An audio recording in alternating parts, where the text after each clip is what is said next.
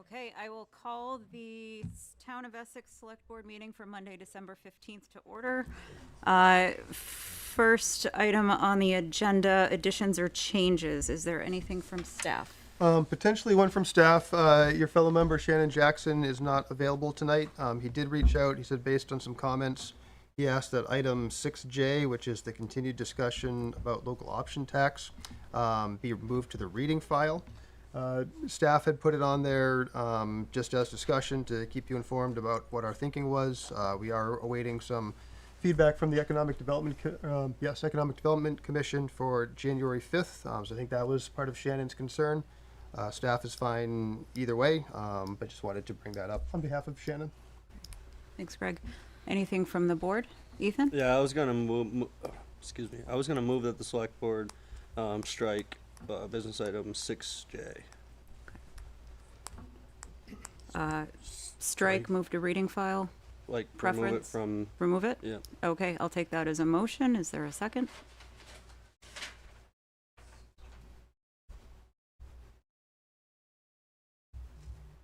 Hearing no second to remove it from the agenda, we will leave it there for discussion purposes. Andy? I make the motion that the select board move it to the reading file. Okay. Motion made to move 6J, the discussion about local option tax, to the reading file. Is there a second? Second. Thank you, Andy. Thank you, Ethan. Is there any discussion on that motion? Seeing none, all those in favor, please signify by saying aye. Aye. Opposed, nay. Motion carries 4-0. So we will slot that in as 7H and carry on with business as usual. So we have amended our agenda, which brings us to public to be heard. Public to be heard is a time when members of the public can address the select board. I would ask that everyone in the room please silence your phones. For those online, your microphones will be muted by default until recognized by the chair. This is just to keep order in the meeting and prevent some bad actors from doing bad things during our meeting. So appreciate it. For public to be heard, please be civil, please be brief as a general rule. If your comments take longer than a few minutes to represent your thoughts, it's indicative of needing a deeper conversation, either via email in a meeting or being added to a future agenda. Please refrain from side conversations. Please be respectful of staff and those speaking. And when called on by the chair, please state your name for the record. So if you're in the room, you can raise your physical hand.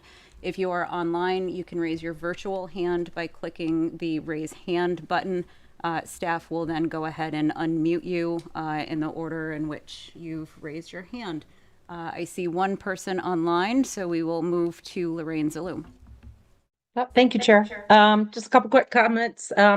One, whoever puts up the cheery Christmas lights, thank you so much. It is so cool to go by the parks and also by the four corners there. Just way cool. Applaud, applaud, applaud. Also from the Econ Development Commission meeting, so loving what the rec department had to contribute about the farmers market and that there was a net positive for that. It's fantastic. Plus, a bump up by 100%, I understand, in our subscription for the town pool, which a lot of us don't even know exists still. So very cool. Just want to give positive shout outs for those.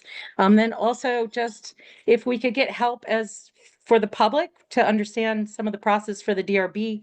I attended the December 4th meeting and there were still procedural meetings. I didn't understand that the meeting and hearing was still open and the chair had asked the applicant to respond to some of our concerns and then never asked us then to respond to his response. And I thought the meeting was closed. So it wasn't clear to us that someone, a commissioner asked them to respond, but then no one asked us. So just, we need some clarity. And then also I need help in understanding what the process is for the certificate of occupancies. So if there's a way for the public to get a primer on those two, because the recent amendment approval approved for 8 more apartments, even though there's an outstanding issue with the fire department. That was, I think, in a handwritten memo on one of the COs, by our CBA said that it would be taken care of by June. So just trying to understand the process a little bit more. I think all of us could get a primer on that. Would be very helpful. And I would still love to get inspectors regionalized and out of the hands of the staff. I think that would alleviate a lot of issues for staff who have to work with the developers pretty closely. And I'm hoping we'll look at that at some point and get it so it pays for itself. Thanks. Lorraine. I don't see any other hands up online. I don't see any hands up in the room. Seeing no others, we will move on to consent items. Andy. I move approval of the consent agenda. Thank you. Andy, is there a second? Second. Thank you. Ethan. All those in favor, please signify by saying aye. Aye. Aye. Pose nay. Motion carries 4-0. Which brings us to our first business item of the evening, interview, possible appointment of a volunteer to serve on conservation and trails. First up is Wendy Duncan. She's on. Oh, I do see a Wendy online. We're gonna unmute you. Wendy, are you Wendy Duncan? I certainly am. Perfect. Awesome. So Wendy, how we usually go about this is we just ask you to tell us a little bit about yourself, why you're interested in the position, and then open it up to board comments. So if you would tell us a little bit about yourself and why you're interested. Absolutely. I absolutely love living in this area. We have so many wonderful wild areas to be in. And I walk at Indian Brook. I walk at Saxon Hill. I walk at a lot of places with my dog. I walk about 5 miles a day. And when I'm walking on the trails, I'm always picking up sticks and things like that that are over the trail. If there are trees over the trail that I can't pick up and move myself, I contact people. I love the idea of having wonderful trails. And I want to do everything I can to be a part of keeping them open and making them available to everybody. They're wonderful. Questions? Sorry. Ethan. Hi, Wendy. I was curious, have you attended any of the Conservation and Trails Committee meetings? No, I haven't. I didn't even know they existed. I was looking for a volunteer opportunity and I saw this was open. And since I walk every day on the trails, I thought it would be a great way to give my time. I'm retired, so I don't have other things to do. Thank you.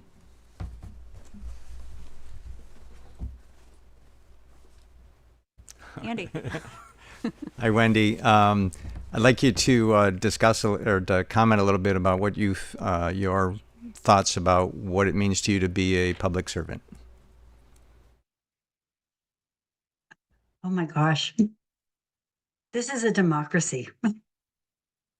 At least for now, until we get overtaken by non-democracy. But however, in a democracy, we're all here to give back to the community, and also we receive from the community.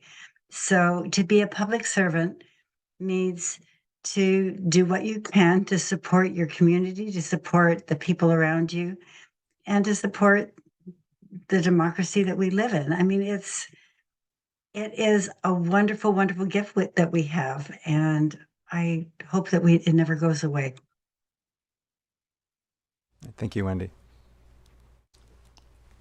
Do you have any particular issues that you would like to address once you were on the committee? Things like signage and the number of trails that are open and those kinds of things that I would love to be a part of making decisions about. I really appreciate, when I'm walking it, for example, at Indian Brook, I have contacted the town to say, you know what, the trail shows that it goes up here, but there are all kinds of signs that say no, don't trespass.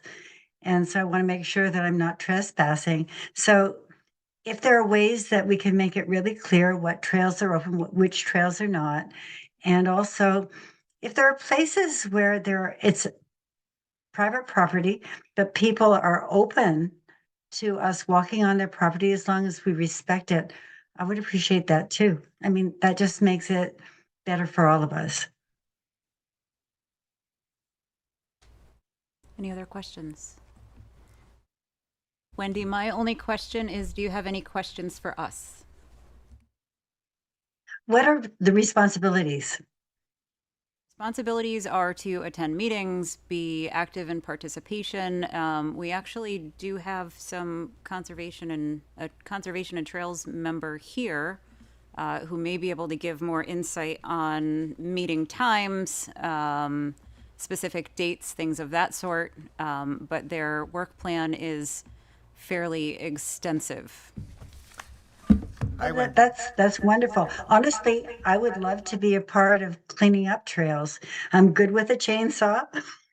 So I can help with that. I know that a couple of years ago, we had that huge derecho in that pulled all kinds of trees down. And anything I can do to help keep the trails open, I'm quite happy to go out and do it. I'm strong. I'm 68, but I'm still strong. I'm Ken Signorello. I'm the chairperson for the Conservation and Trails Committee. So you can get a good idea as to what the committee's responsibilities are by looking over the mission statement on the website. I hope I don't want to discourage you, but we don't do a lot of trail maintenance. It's only that's okay. It's only a twice a year sort of activity that we do as a group. Doesn't mean you couldn't do it anyway. And Yeah. our new trail coordinator is working on putting together a group of volunteers for trail maintenance to help out with parks and recreation. So I'm hoping that there will be a spot where you could put all that energy to use. Absolutely. I'm on the Chittenden Solid Waste District Board as well. So anything I can do to support the area, I want to do that. Perfect. Thank you, Wendy. I don't see any other questions from board members. We do have a second interview in the next business item. Someone may make a motion in open session, or we may discuss in executive, but either way, whether you stick around to find out or not, someone will be in touch with you. Yeah. I think we lost you. Yeah. I've done this kind of thing a lot in my life, so Perfect. Thanks so much for the interest. thank you. You have a wonderful day. Thanks. Business item 6B, interview, possible appointment to volunteer to serve on Conservation and Trails Committee. Carrie McFarlane, I believe I've pronounced your last name correctly. If not, please let me know. Okay. I'm assuming I should come up with Yes, please.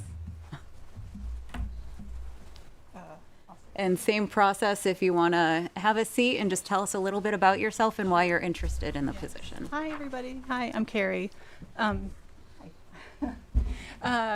interested for a number of reasons. First and foremost, I just moved to Essex this summer, and I really would like to get involved. I know that this could be a way to jumpstart my feelings of connection and belonging to Essex, and I'd like to meet people. I did a bunch of community service in Addison County and Virgins, and I learned through that it was a good way to start to meet people who I wasn't seeing on a day-to-day basis through work or whatever. So that's one reason. I also love to walk. I have been exploring the trails in Pinewood Manor, which is where I live. And I just met somebody yesterday who's going to introduce me to the trails in Saxon Hill. So I'm excited to explore and also have an opportunity to help the Trails Committee develop or create more availability or visibility to the trails that already exist and trails that people are curious about exploring more. I know there are other questions. I have the advantage of hearing the questions in advance, but now as I'm sitting here, I don't remember what the other questions were. It's okay. We'll ask them. Okay. Board questions. So I'm not gonna ask specifically if you know about the meetings and serving on a board, but are you familiar with any of the Essex Conservation and Trails Committee? So I did look at the mission statement. So and I read the news story that came out a few weeks ago about the recent accomplishments of the Trails Committee and the Recreation Department. So I'm sort of familiar, but I was interested to hear more about what the needs were, and what the expectations were. Awesome. Yeah. And then can I ask you two questions, since you had a lot of good points in your connections and experience that you have. So, one, serving on a board, have you ever been a part of something that you were able to, make something better, or tell me one of your accomplishments that you hold on to from your experiences? Well, when I was on the Planning Commission in Virgins, we did renew the municipal development plan. So that was a big project. It was a great plan, but you have to revisit it every once in a while. And so I worked with the other members of the Planning Commission to figure out what was still current, what we might want to change. But maybe that's just sort of routine. I feel like maybe it's a little bit useful to hear that I was a founding member of the Walk and Bike Council of Addison County, and they just accomplished something that I helped them begin, but I wasn't still on the commission when they did accomplish it. They just established a bike, not so much a trail, but a designated bike route that connects Middlebury, Virgins, and Bristol. So it's the Tri-Town bike route, and they put up signage, and there's more publicity around that. So I was involved in the initiation of that project, but I can't take credit for its completion. Thank you. Does that, yeah. Andy. All right, the same question I ask everybody. With the new year coming, I'm going to have to come up with a new question, because we'll start recycling interviews again. So, in your own words, what does it mean to you to be a public servant? Personally, as I mentioned, it gives me a feeling of connection, of belonging. But I also know from my experience in these groups that it's important to have, I'm sorry, I'm sort of not seeing over the camera, to have broad participation from the community. Number one, because, not a ton of people volunteer. And so the more people that join in, the lighter the load is on the people who do volunteer. But number two, the more people who are involved, the more perspectives there are. And I think that the better decisions that are made when there's broader participation. Yeah. All right, So it's thank you. personal, and it's for my sake, but also for the sake of the town that I live in. Mm-hmm.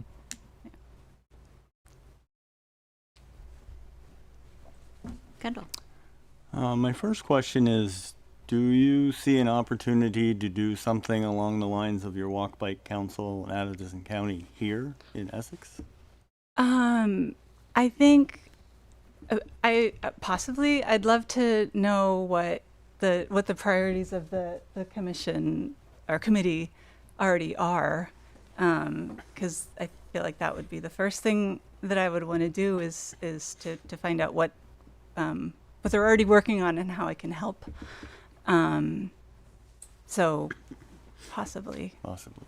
Okay, my Yeah. other question is, as a past member of a planning and development review board, there must have been times when you encountered some conflict in decisions. How did you handle that? Well, I mean, there was a conflict of interest where my friend was putting an application before the board, so I did recuse myself, but I feel like you may be interested in something a little more. Yeah, I'm actually Close. between members of the Right. commission itself. There must have been some decisions where there was conflict on the board itself. And I'm just Yeah, curious there were some votes that there were some votes that were not unanimous. Some situations where conversations were always friendly, but not. There was some disagreement. But your question is like, what did I do, or just what? kind of how your style is when you run into conflicts. Oh yeah. I also was a manager, and in my professional life, I was a a research and instruction librarian and manager. So it's maybe in that context Yes. where I was dealing more hands-on with conflict and disagreement. So I tend to listen, ask questions, because there are always two sides of the story, even when you come in thinking that there's only one side, or when you only see one side, there is always another side of the story. So ask questions, listen, restate what I'm hearing, and try to find some points of agreement. And sometimes you just have to pause. Okay. And come back, but That works. does Thank it? Okay. Not seeing any other hands. My only question is, do you have any questions for us? I'm curious to know what the committee is looking for in a candidate, but I don't know if I think you have a long agenda, so it's possible that I shouldn't even ask this question. Yeah, it might it's, take too long. Ken, do It's you fine. have, well, I was going to say, is your work plan published? I know it's in meeting agendas, but for future reading, is that published online somewhere? I don't think there's a link to it on the website. That's a good idea, though. I should get that done. In general, I try to have our individual members, we have 9 members total, find something that they want to work on. Doesn't have to be something that we've already got on our list, as long as it's consistent with our mission. I want our members to be able to accomplish something that they want to do. Oh, fun. Okay. That's helpful. Thank you. Great. Okay, and same, after your interview, any of the board members would be open to making a motion for an appointment, or we may discuss it during executive session. If you wish to stick around to find out the result, you're more than welcome to, but if not, a member of staff will be in touch with you tomorrow about the result. Excellent. Thank you very much. Thanks, Thank you for everybody. your interest. Thanks. And moving along to business item 6C, discussion with Tree Farm Management Group on their annual report. Good evening. Good evening, all. James Gowdy. I am the Vice President for the Tree Farm Board. Giles Willey, he is our Treasurer. And then back there in the back, we've got Maria Godleski, she is our Treasurer. And then Ali Vile. Secretary. Sorry. And then Ali Vile back there. So 4 members from here tonight. Brief summary, we'll go through the financials first. Basically, we had a good year. We had $262,000 in income, $221,000 in expenses, so we had just over $40,000 in our net revenue. Our user hours were up by about 7%. So our user hours this year were 3,482, which is an increase of 225 hours from the previous year.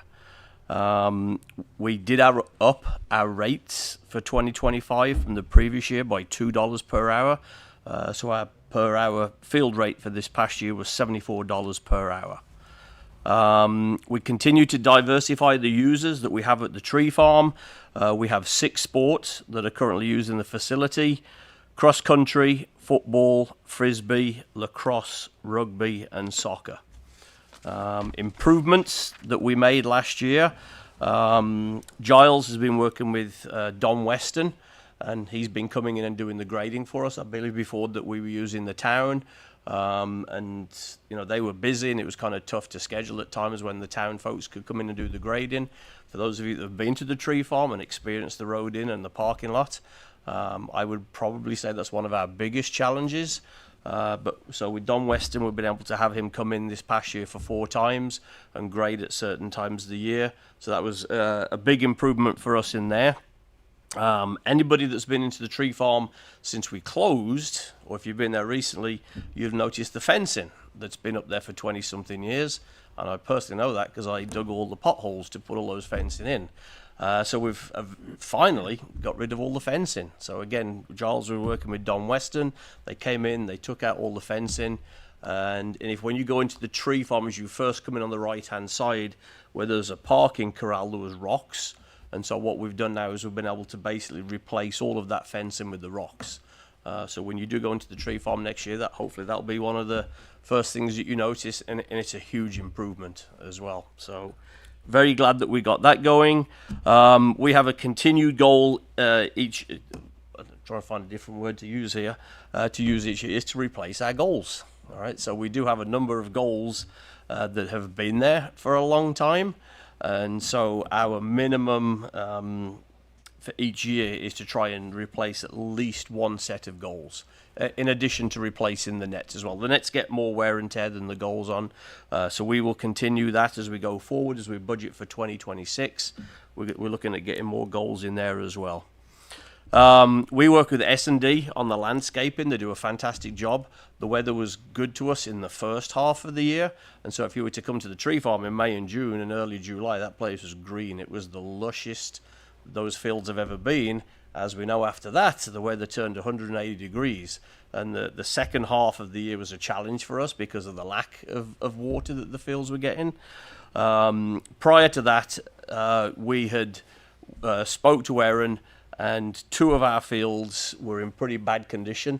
There's certain areas on the fields that get dug up, whether it's soccer in the goal mouths, if it's lacrosse in the, I'm not a lacrosse person, but the circle, the crease, that have a lot of wear and tear over the year. So S&D the previous year had done some resodding where they'd stapled in some turf, and we did that again on field 6 and 7. And then probably the biggest project that we did was on field 1, which is way back by the rugby field, by the cemetery. That's our rugby field, and we still don't know the official history of that field. We've been told that way back when the tree farm was first built, that wasn't in the original plan to have that field in there, and that's where they kind of just dumped excess stuff. And so to an extent where the field, and Maria's with Burlington Rugby, so she can attest to this, it was very wavy and it needed a lot of work. So basically, I think we ripped up about 400 square feet. More than that. Was it? About 4,000. 4,000, sorry, Mike. And we were able to dig it up, level it out, and reseed it. And the good news is it's coming really, really well. So our initial goal was that we would get that back online by June of 2026. And there's a very good chance that we might be able to get that back online by as soon as we open in the spring. So we put considerable time and money into getting that field up and running. One of the most noticeable things is we lease a robot now to line the fields. Again, not only did I put all the fencing in, but I've been lining the fields for the last 20 years as well, and my lining techniques weren't the best when you compare me to a robot. So the company's called Turf Tank, and we do a year-by-year lease. And if you were to look at the field, it's the best the lines have ever been. I mean, it's one of the comments that we were getting from everybody was like, this is awesome. So we were able to train our staff. We've got 4 to 5 staff that are trained with using the robot. A few teething problems initially, but by about halfway through the season, it was perfect. And it has resulted in reduced costs in paint. And also over the time, it will also result in reduced costs for staff as well. And then the last thing that we increased last year was field sponsors. So one of our board members, Mike Nick, was able to get out and about in the community, and we had 9 fields that were sponsored last year. So that brought in additional revenue that we were able to put into use on the fields as well. 2026, as I said, our goal is to bring, I'm going to try to find a different word, but to bring in more goals to continue to improve on our facility in there. We've identified with S&D which fields we need to put some work into. Each year we kind of budget to close down one field for the first half of the year so that S&D can come in, give it some love, and then get back up and running. Giles will continue to work with Western on the grading, and then also with CVE as well. They have a sprayer. So like I said, the parking lot, whether it's leveling it out with the grader or getting it sprayed. If we have a really dry spell, sometimes you see a dust cloud at that place. So Giles has been working with CVE. They've got their own sprayer, so we're able to get in there on a more regular basis and put the spray down. And then we will continue our relationship with CTE as well. Again, if you've been to the tree farm, I think it was 2 years ago, their kids, the students came in and they were able to trim the bottom 6 feet or so of the trees. And we're talking to them about, there's still 2 or 3 lines of trees that need to be doing. So we'll be looking at getting the students in again in the early spring, as soon as the weather allows, to get us back in. And then lastly, thank you all very much for working with us and the city on the MOU. I know, Karen, you put a lot of work into that, so much appreciated. We really value our relationship with you folks, and we want it to continue. So thank you very much for all that. So that's all I have, unless any questions. Questions from the board? Kendall? My only question was, is your revenue down and your budgeting up only to reflect closer to the actuals? Yeah, so sometimes you look at anomalies and you say it's not really good business practice to make another budget based on an anomaly. And so when I was working on the initial, this is like our initial pull for the budget, and it's been reviewed now twice, and we'll have a final review in our January meeting to put it into play. And so there'll probably be some discussion on that. We have, it's interesting when you think it's an anomaly and then it happens again next year, and then the following year, sometimes it's not an anomaly anymore. So we're working with a really large adult tournament, and it's going to bring in twice the revenue, plus not tie up, it'll tie up a weekend, but it will only tie up one weekend. They're going to start it on, I think, Wednesday. So it'll be a 5-day tournament, but it'll be not 2 weekends. And that is slated to bring in about 35,000, which is almost, it's a time and a half or 2 times and a half more than a normal tournament would bring in. It will, we're going to lose the Wednesday, Thursday, Friday revenue, but this is going to be an all field revenue. So it'll probably net us an extra 20. So in that case, this number that you're seeing on this sheet would go up by the 20. We're pretty close to locking that in. They're starting to advertise it, so we think we're good. But as soon as we hear that it is a go, then this figure will get adjusted upwards as well. One thing we like to do is to take those kinds of funds and pour them back into the facility. So like in 2025, it's not like a normal budget where you have a CapEx budget and a operating expense. To us, it's an expense. And we treat the field and road maintenance as a operating expense, not necessarily a capital expense. And so we poured 35 into this year. And one thing that would be very helpful is if you notice around the circle, we put in a bunch of crushed asphalt, and there's no potholes whatsoever around the circle. And we want to extend that into the parking area and pack towards the main gate.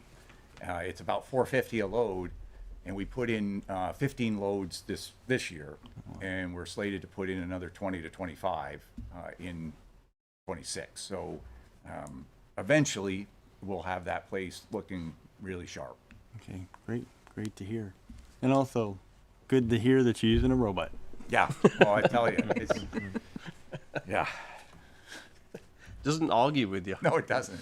Doesn't call in sick. It's got many benefits. Any other board questions?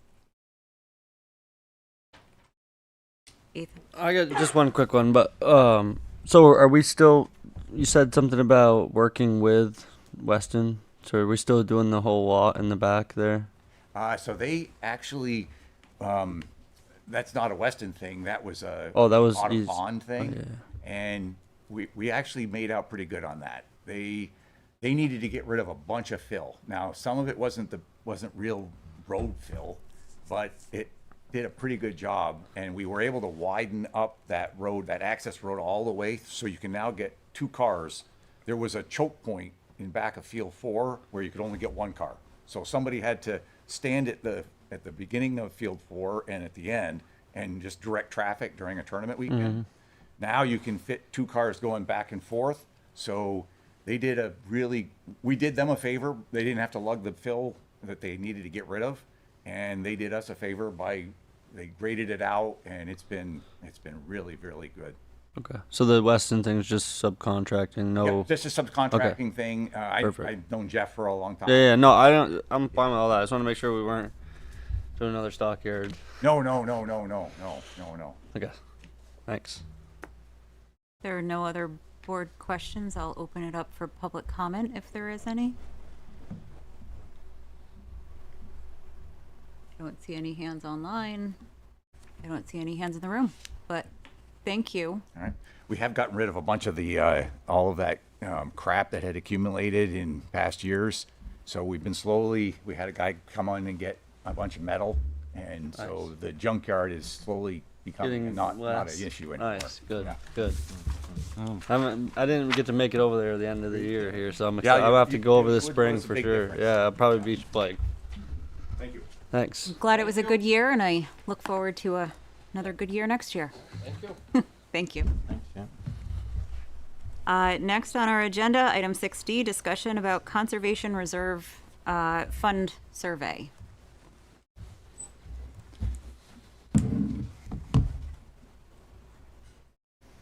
Good evening. Hi, I'm Paul Davis. I'm with the Conservation and Trails Committee.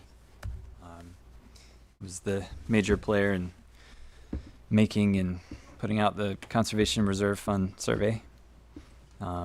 It's part of having a Conservation Reserve Fund is we're supposed to have a survey completed. I believe it's every 4 years off the top of my head. We're overdue. I believe the last one was 2016. It was before the fund was established. I hope I got those details right. But we were able to get 129 residents to respond. We had paper surveys at town meeting, advertisements on Facebook through the town's Facebook and front page forum. And this survey was very similar to the initial survey. We changed some questions to more closely reflect the priorities in the policy, in the Conservation Reserve Fund policy, so that those priorities were what we were asking about. And overall, people enthusiastically supported most of those priorities. The least enthusiastic was the 66% for historical features. After that, everybody gave high or very high support for 77% of the policies. And I would say that in the end, there was a question that I asked, or that I put on there about if people would hypothetically be willing to donate to the fund. The thinking was, if there was somebody who was interested in donating land or needed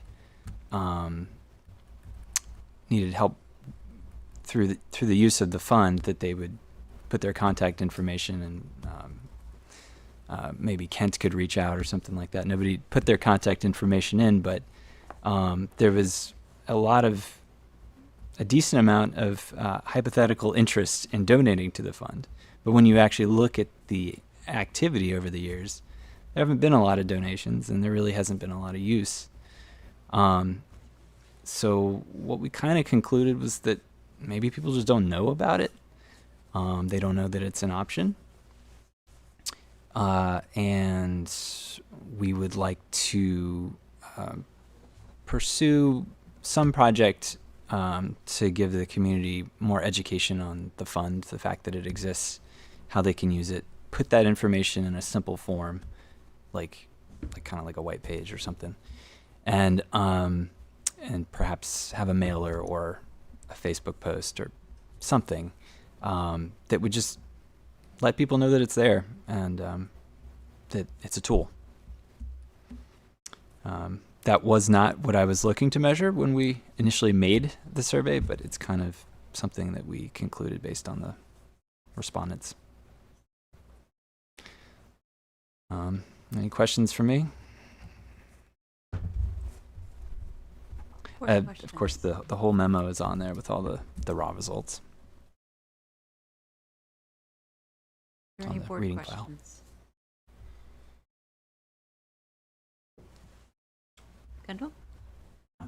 I commend you on your report. I mean, it's got everything in here. Only I'm concerned that 129 respondents is really almost statistically insignificant population-wise. Yeah, I would have liked more. It's, I don't have the original one on front of me. I think it might have been twice as many when we had Essex Junction. Twice as many respondents, maybe a little more.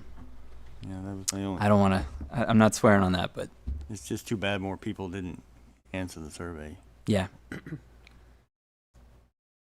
Heath? I agree.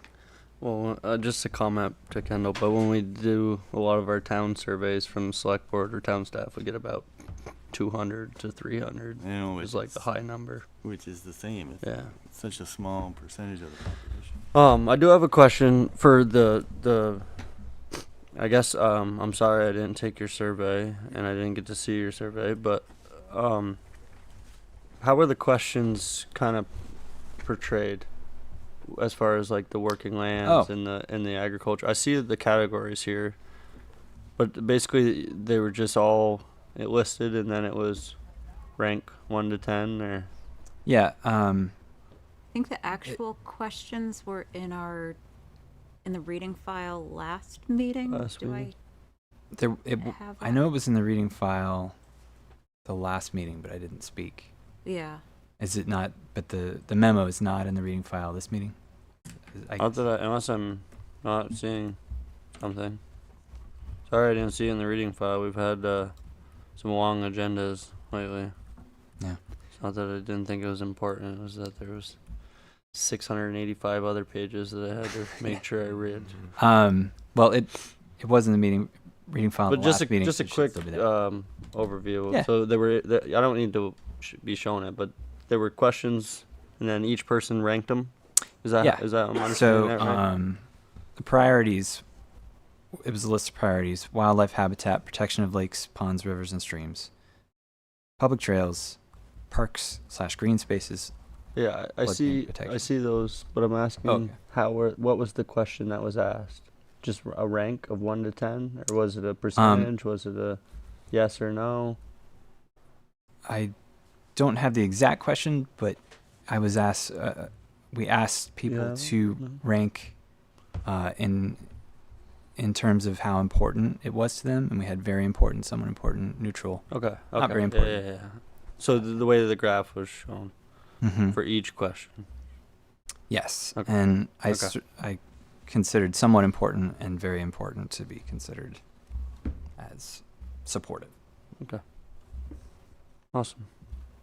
That was my only wondering of what if it was confusing or if it was just. Oh, if it might have been confusing Yeah. to people. Hmm. But I don't know. I didn't get feedback on. There was a field for people to give some get written feedback, yeah. and nobody mentioned confusion about Okay. Cool. it. I will note somebody mentioned that the fund should be used to help offset legal costs for donating land, and that's exactly what what's designed for, which kind of further makes me want people to know more about it. Awesome. Thank you. Mm-hmm. Andy, any questions? No. I'll open it up for any questions or comments from members of the public. Don't see any hands online. A reminder for those who may just be joining us, in order to speak, you just need to raise your hand in the lower center of your screen. Staff then needs to unmute you just to protect against some unfortunate Zoom bombing. Yep, I don't see any hands online. I don't see any hands in the room. Just a thank you to you and the committee for putting this out. And I guess I'll just ask the question, do you have any suggestions for how not only your committee but the town as a whole may be able to get a higher response rate to surveys in general? I remember seeing little surges when things would happen. So like front page forum was the initial front page forum post was a pretty big surge. And then like if the town made a Facebook post, I'd see like a jump. I don't know what happens behind the scenes for a Facebook post to get on people's wall. I don't know if there's something that the town does to make it more likely that it will appear, if they put any money behind it. But I would assume that would have a lot to do with how many people respond. It's just whether or not it pops up in front of them. Okay. I do see a hand online, so Lorraine, if you want to go ahead and unmute and ask your question. I was going to suggest, listening to someone I live with, that maybe you can incentivize it with maybe a gift card or something. That might help. Just a thought.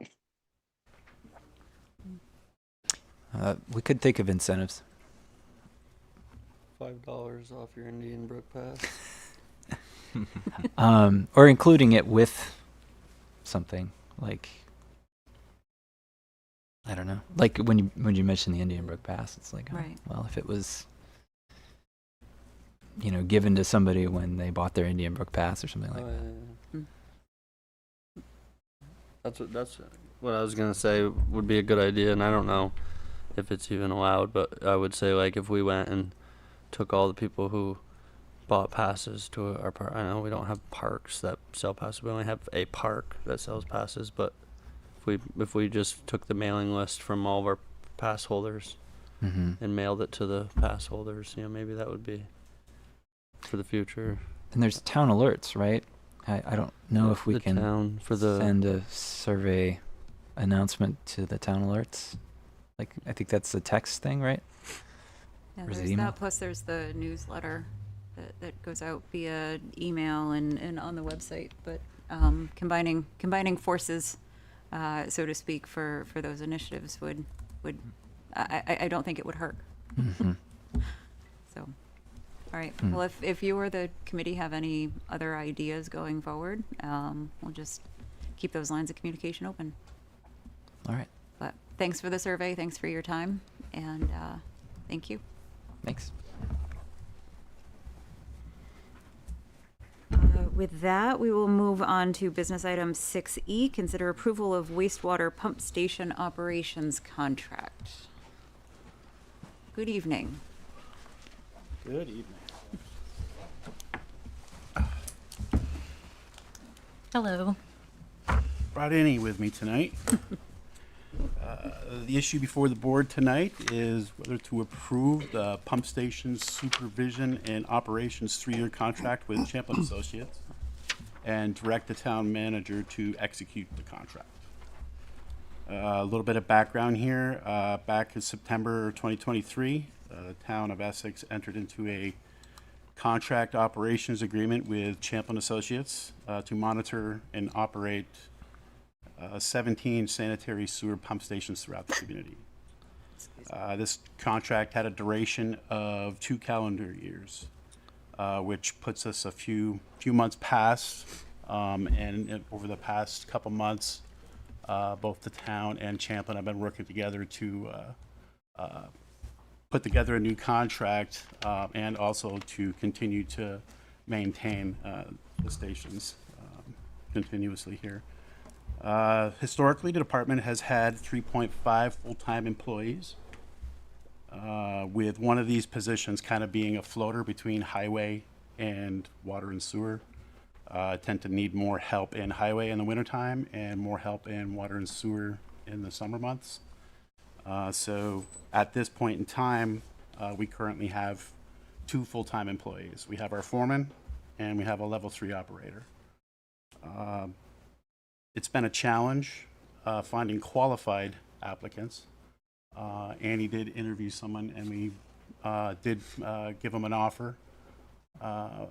but that would be bringing another operator in as a level 1 with little to no experience in water and sewer.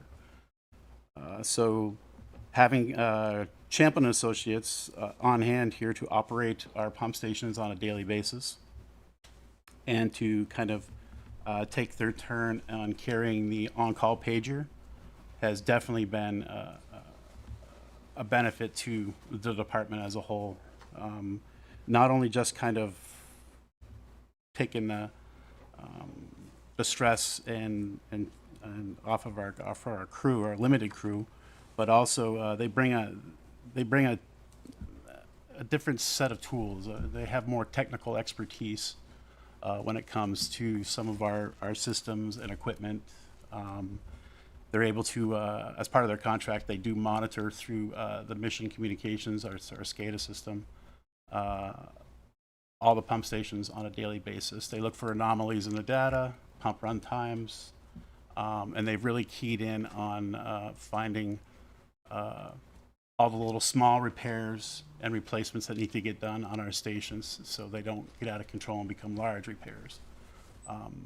We haven't really seen many large repairs as of late at our pump stations, which is a good thing. They can get pricey real quick, as you folks do know. This new contract is for operating and maintaining 18 pump stations, because we have a new one now off of Pinecrest. And also, in addition to that, we're adding one metering manhole, which is going to be metering all the sanitary sewer flow from 40th and Allen, Gothier, Susie Wilson corridor into the village system. The term of this new contract is for a 3-year period. The scope is generally the same as what we've had prior, with monitoring, operation and maintenance, and the emergency call-out retainer. Annie did discuss sole sourcing this in-house with me. Per our purchasing policy, we need board approval to do this for anything over a purchase of $40,000. She did reach out to a few other vendors and contractors that do this type of work, and I'll let her speak to what she found, what she looked into, and go from there. There are 2 companies in Vermont that provide municipal pump station operations, Laramie Water Resources and Simon Operation Services. Laramie is based out of Newport, which is an hour and a half away, which is way too far for a prompt response for an emergency call situation, or even just a call out. I mean, we require our personnel to be within 45 minutes to an hour. So to have a contract with a company that is outside of that area doesn't really make sense. Champlin is located in Essex, so it's a local company right off of Pinecrest Drive. So, and a lot of their staff lives within the area and can easily respond to one of those call outs. Simon Operation Services, I believe they're out of like Waterbury Stowe area, and they just didn't have the resources available to take on the number of pump stations that we have. Yep. And costs associated with this,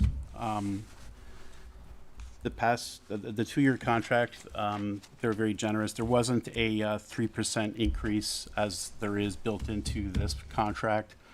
The increase over what they're currently charging us now is minimal. It's essentially a 10% increase, but since there was no increase in this 2-year contract, the 10% over these 2 years, and then for this new contract kind of blends in with their realizes the same 3% increase that they're going to build into this next 3-year contract. So minimal increase. Right now, I can tell you that I checked with Dan today. We're about halfway through the year and got about 2/3 of our budget left for R&M under sewer. So we're doing something right, and Champlin is doing something right, helping us with these smaller repairs, making sure they don't get out of control and become large repairs. They've been a great team player for us. They've really helped out the town when we first needed them in a pinch when it comes to labor. But now, like I said, this new tool set that they have, their kit, their technical background has really amped up our preventative maintenance in our system. So we have a recommendation in there to waive the purchasing policy and sole source, and staff recommends signing this 3-year contract with Champlin Associates. Any questions or comments, curiosities from the board? Kendall? I'd be willing to bet that over the period of this first contract, they saved us a significant event or money at one point. Could you expand on one of those times?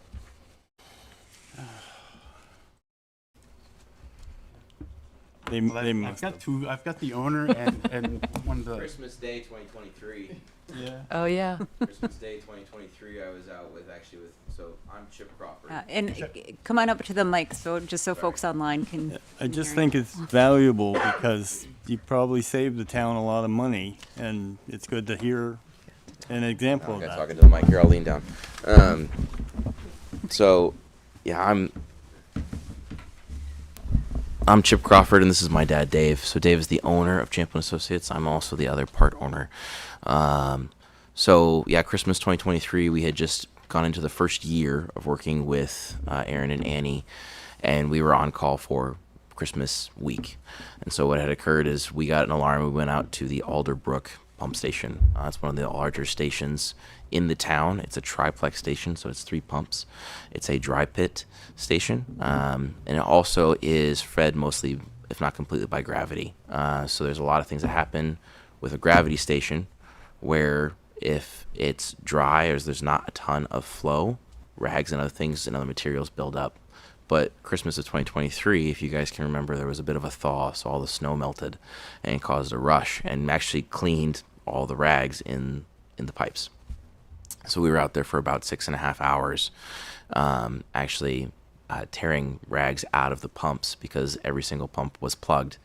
We ended up pulling roughly 210 pounds of rags out of the station that day. There's one of those things. Although that's not necessarily in the vein of your question, Kendall. It was an adventure. I think this, we work all over northern New England. We have a blessing of having a great staff. We have on-staff electrical engineers, on-staff mechanical engineers, and every single person in our company will go in the sewer if we have to. So if our technicians need help, our guys throw on boots and we go out. I'm on call. I live in Essex. I'm minutes from every pump station, so I'm always the number 2 call. If one of our other techs gets in trouble in a night call, I go. I think what is hard to quantify for you, though, is the value of these two. They call us and say, hey, what do you think of this?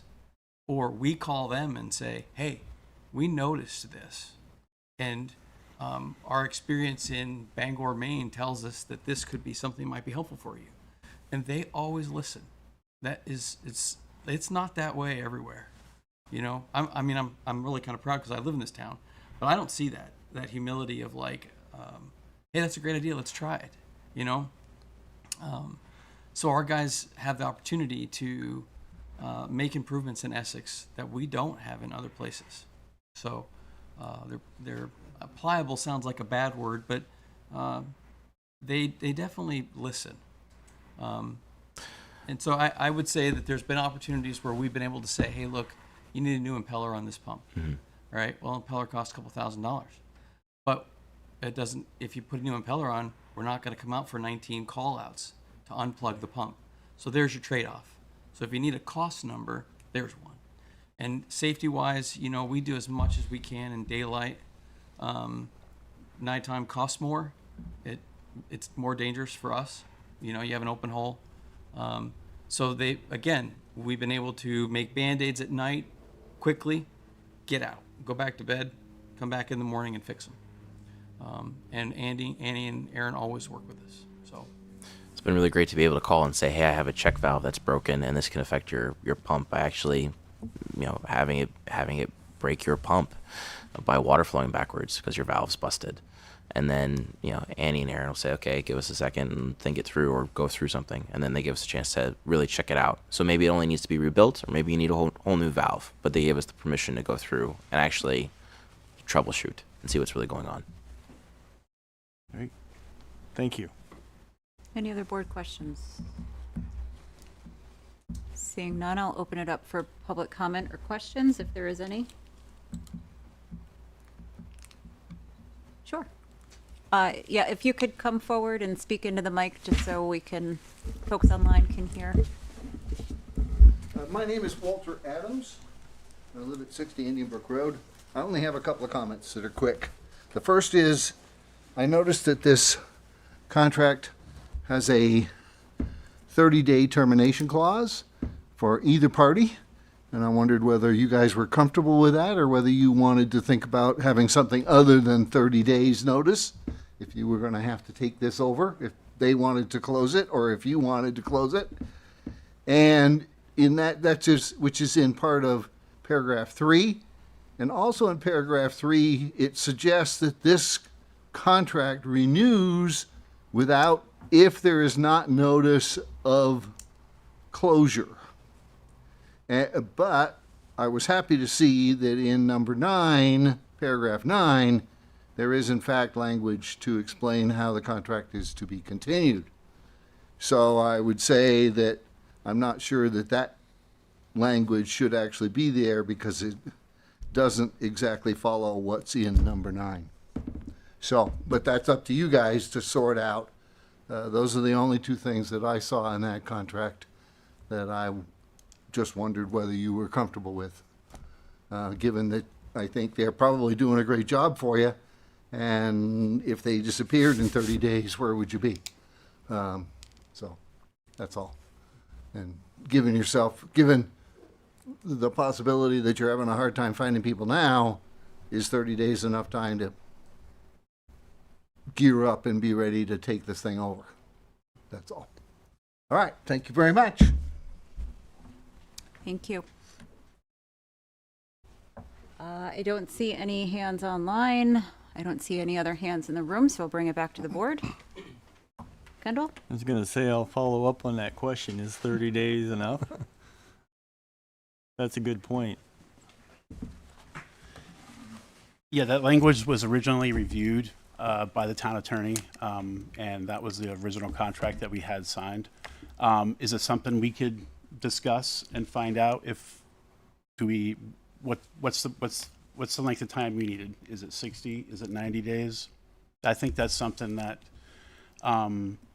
if the board is okay with it, we could probably discuss that between Champlin Associates and our staff, and then come up with a reasonable time frame to amend that.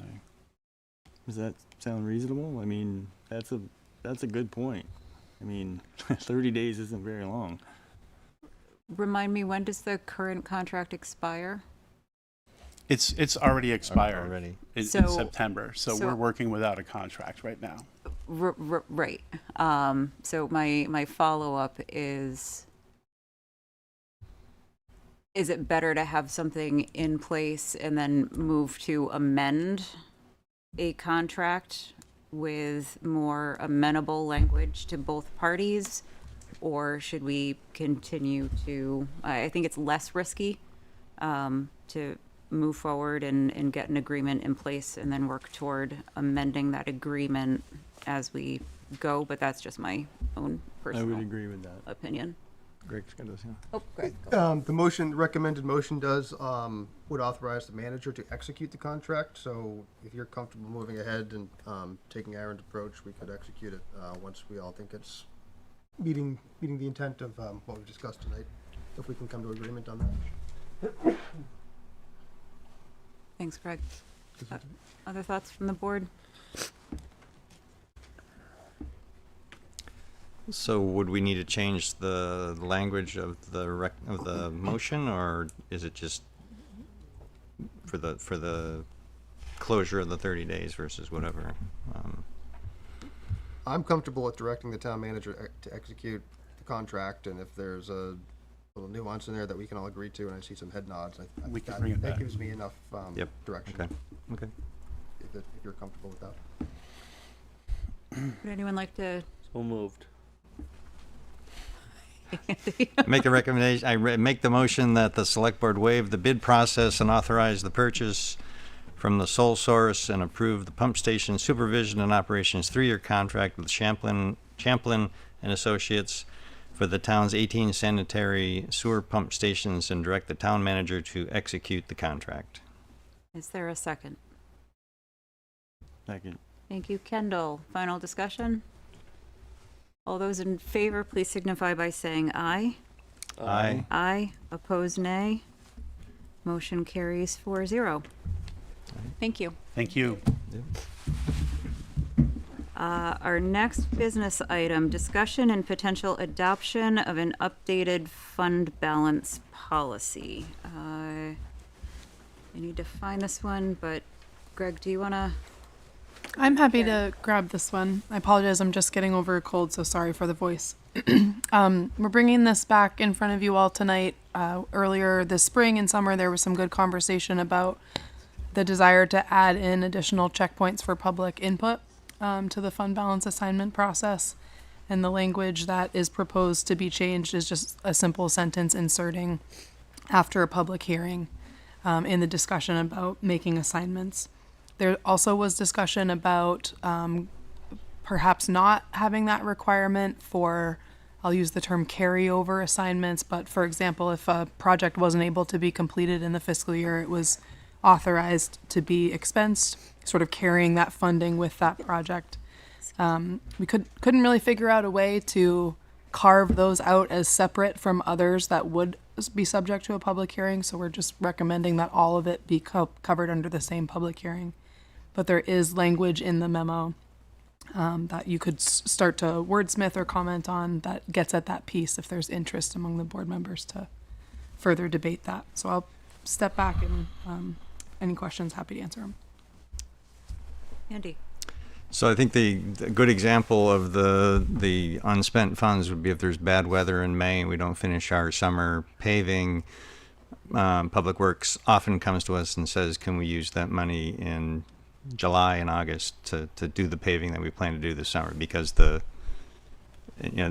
also does happen in other departments as well, or we know if a planning project doesn't finish in the fiscal year that it was originally intended to and carries over, you've got to pay the final bill on that. And so to have a public hearing for all of those cases, I think would be onerous. And we already warn all of our select board meetings and agendas. And so we already are warning that we're going to talk about fund balance assignments. Because of the ones that where spending needs to transition or to carry over from one fiscal year to the other beyond July 31st. I think it'd be onerous to do this for every single fund balance assignment, and I'm not in favor of adding that clause. Ethan. I just have a question. So, the way I read this, the only money that cannot be reassigned is non-spendable and restricted. Is that correct? Any other funds can be reassigned by a vote of a select board at any point in time, no matter what carries over. I'm trying to remember legally.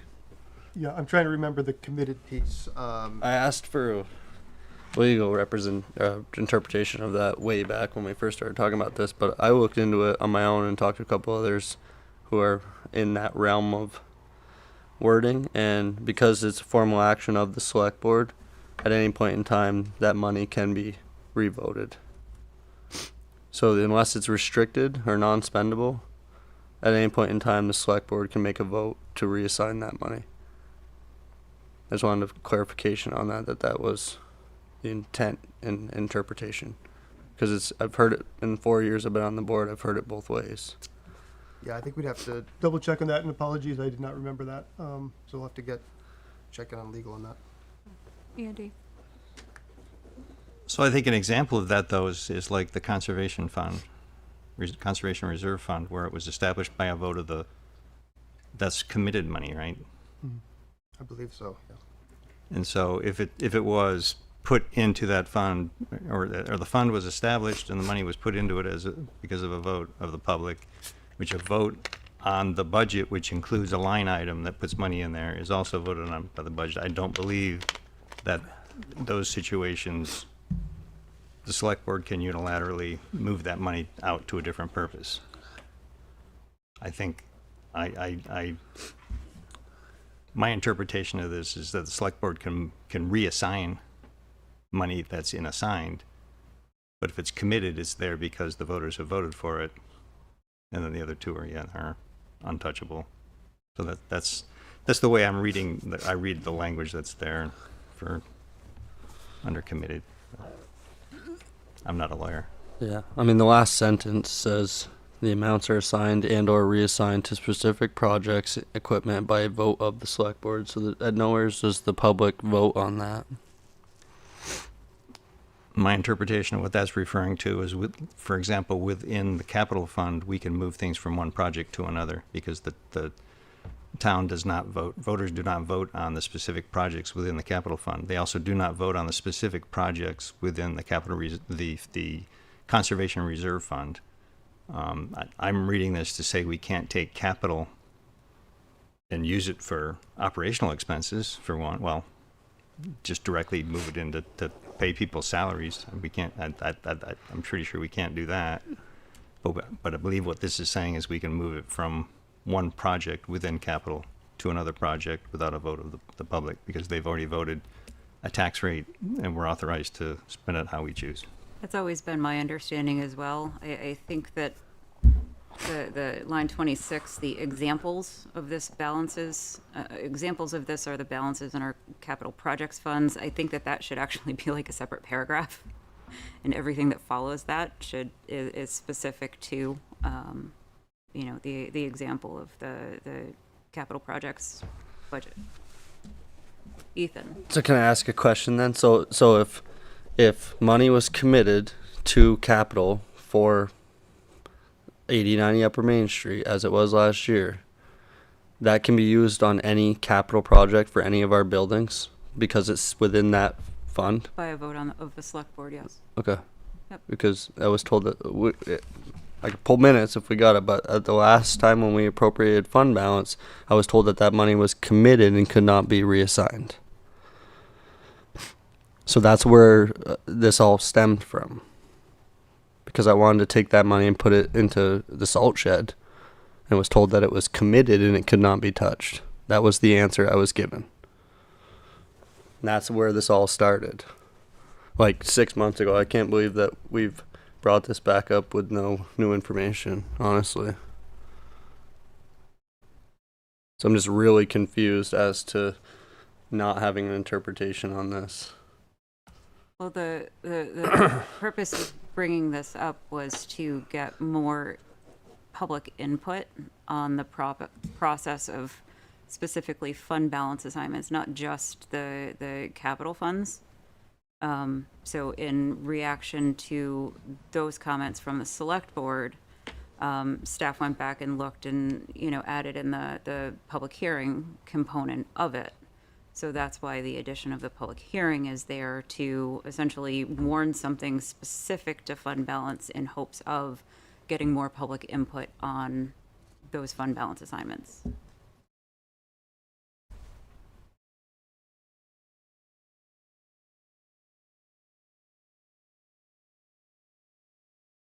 Are there any other board questions?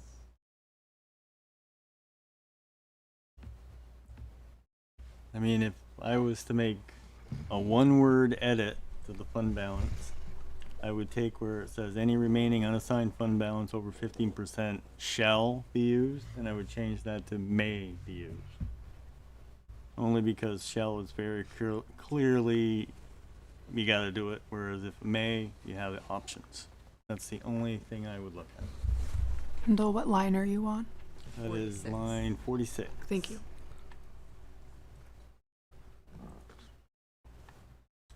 And I would just add it, as far as the public hearing goes, I think Andy makes a good point, is that if you have the money and you don't get to it in May, you should have something in here that says it can carry over to be used.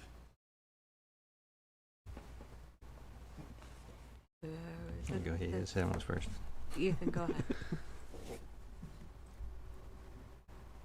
So would that not fall in capital? Is paving not capital? Paving is typically Capital. capital. So, yeah, But- no, I'm open to having a conversation here. That way I don't have to get off my thought. But my question is that if paving is capital and that money stays in, Public Works capital or whatever, I'm not sure what the exact line item is where paving hides under. But why wouldn't that money be protected in that sense, that it's in that line item? I think it depends on where the money originated from, because if it came If from it's the new. capital tax revenue into the budget, that does not Right. follow the fund balance policy. Right. But if the funds that are ultimately paying for that paving, that project, come from fund balance, then this would be applicable. Karen, is that your understanding as well? I would agree. Okay. Andy? Yeah, because summer paving has always been a operational transfer to capital. In all those cases where they had to come, because it was in the operational budget, the paving, even though yes, it's a capital transfer, but it's not actually transferred; it's spent from the general fund. Yeah, I would looking at our finance director to keep me honest. We had the summer construction line in the operating budget, which goes towards paving. That doesn't transfer to capital as much as it's the latter part of what you said. It's used for paving in that year. And I think that's what you're getting at. Is that the operating line? If that's not spent for paving, you're asking would it go towards capital or would it be continued over towards paving in the next fiscal year? My question is, could it be committed by the select board to a line item or a header in the capital plan to then be drawn for additional paving? If we have revenue, if we have $200,000 that they didn't get to spend, and then it comes up through this process, like this year we have, we're about to make our fund balance assignments, and we take $200,000 and we put it into public works, summer projects or whatever, just public works, could they then take that money from capital and use it to finish the paving? So I would say, we do have elements of our paving budget that are in both operating and capital, Right. depending on the size and scope of the work that needs to be done. I would be hesitant to kind of transfer things from capital to operating. As you know, we've eliminated the practice of doing operating to capital transfers as well, Right. in order to really have two distinct budget scenarios, one for operating and one for capital. I think if we were underspent in a paving project in a particular year, maybe because of weather we did 2 roads instead of 3 that are budgeted, then, it gets into this fund balance assignment realm of, hey, do we carry over 50,000, 75,000 to get to that road that we didn't get to in this past year? We've seen similar circumstances to that for when fire equipment gets delivered not as quickly as it has Right. before, and other instances like that. So to me, that would be the mechanism for that. If within our operating budget it was underutilized in one fiscal year, and we knew we wanted to complete that road in the following year, I think a fund balance assignment would be appropriate there. Which would then be approved in the next operating budget anyway. So it would be, 'Cause it'd be a approved transfer. kind of in this cycle of, me providing a draft audit report and, the narrative that we're about to talk about here. Okay. Then can I ask one quick question to Kendall about the line 46 or 42 rather? So the 15%. I'm actually not in favor of changing it from is it shall? Where does it say shall? 46. Shall. 46. 44. 46. It's used a couple times. Shall. So, it's my understanding that Essex is actually well ahead of all of our surrounding communities with 15%. But I would not be comfortable with the town holding more than 15%. If anything, I'd like to see it about 10, 12 like our surrounding communities, but I understand the potential for earning interest on that money, but it is noted that those are for emergencies if we weren't able to pass a budget or something, but that is taxpayer money that's already been committed to be spent that didn't get spent. So I think we hold on to as little of that as possible, in my opinion. But And I think the way around that is we assign it. Right. Yeah. So, I mean, it is kind of a may because we have the ability to assign it rather than leaving over 15 unassigned, and that's following our historical practice, not policy, but practice. I agree with Ethan, and I think it needs to say stay shall, so that we are forced to assign all fund balance over 15%, that we don't just accumulate an unquantifiable amount of money or with no urging to do anything with it. I think we need to spend the money wisely that we get and not just sit on it. I would agree with that, except that the way that is worded, as past boards have clearly demonstrated, they take that as an opportunity we need to reduce the general fund operating budget. So, I mean, as long as it's clear somewhere that, and I think with our staff and everything right now, it is that we will assign all of the overage of 15% in particular years, either to capital or projects or whatever, just like we've done. But it's just the way it's worded, it'd be very easy for any board to do what they've done in the past and say, well, anything over that, we're going to reduce the budget. And then you'll be back where you were. So we've gone back and forth on this, so it's just... Andy, I saw your... Greg's got his hand up. Go ahead. Yeah, I support, I think Andy and Tracy and Ethan on this one. Kendall, and to me, it's any remaining unassigned fund balance over 15%. So that's Right. if you're assigning it wisely, then there will be nothing left over that 15%. I also, I've been here for a while, and I just want to speak to the decisions that the boards have made in the past, and some of them you were all a part of, some of them not. But I do think the select board has had reasons for when they've assigned that money to reduce the tax rate. And the most recent one was coming out of separation when we lost a large chunk of our tax base, and we had a multi-year phase-out plan to use that fund balance to kind of step down and get to what was hopefully a palatable tax rate increase for our voters. But even before that, there were different reasons. During COVID, the board and the manager at the time did a 0% tax rate increase for residents 1 year. That was by using and assigning fund balance. We then had to make that up in subsequent years. I just want to speak to some of the thought processes for when boards have assigned the fund balance over that 15% for tax rate reduction. And I think it's something that each board in the future can take on a year-by-year basis based on the needs.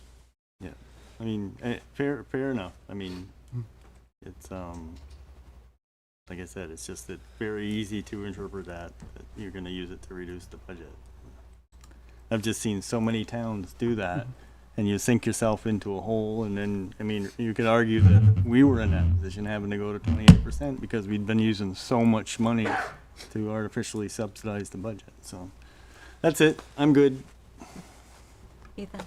I'm just gonna make one last case for the line 45 for the public hearing, and my thought process behind it was that the way the way I understand the sentence, and like Andy said earlier, we're not lawyers, but it says anything over the 15%. So if something came to the board, in my mind and the way I'm understanding it, at any given time throughout the year, the select board still has full authority to authorize any purchase over $40,000 because we're not spending fund balance at that time. Fund balance has been assigned, operating budget has been spent. We're being asked to add money to the general fund or to spend.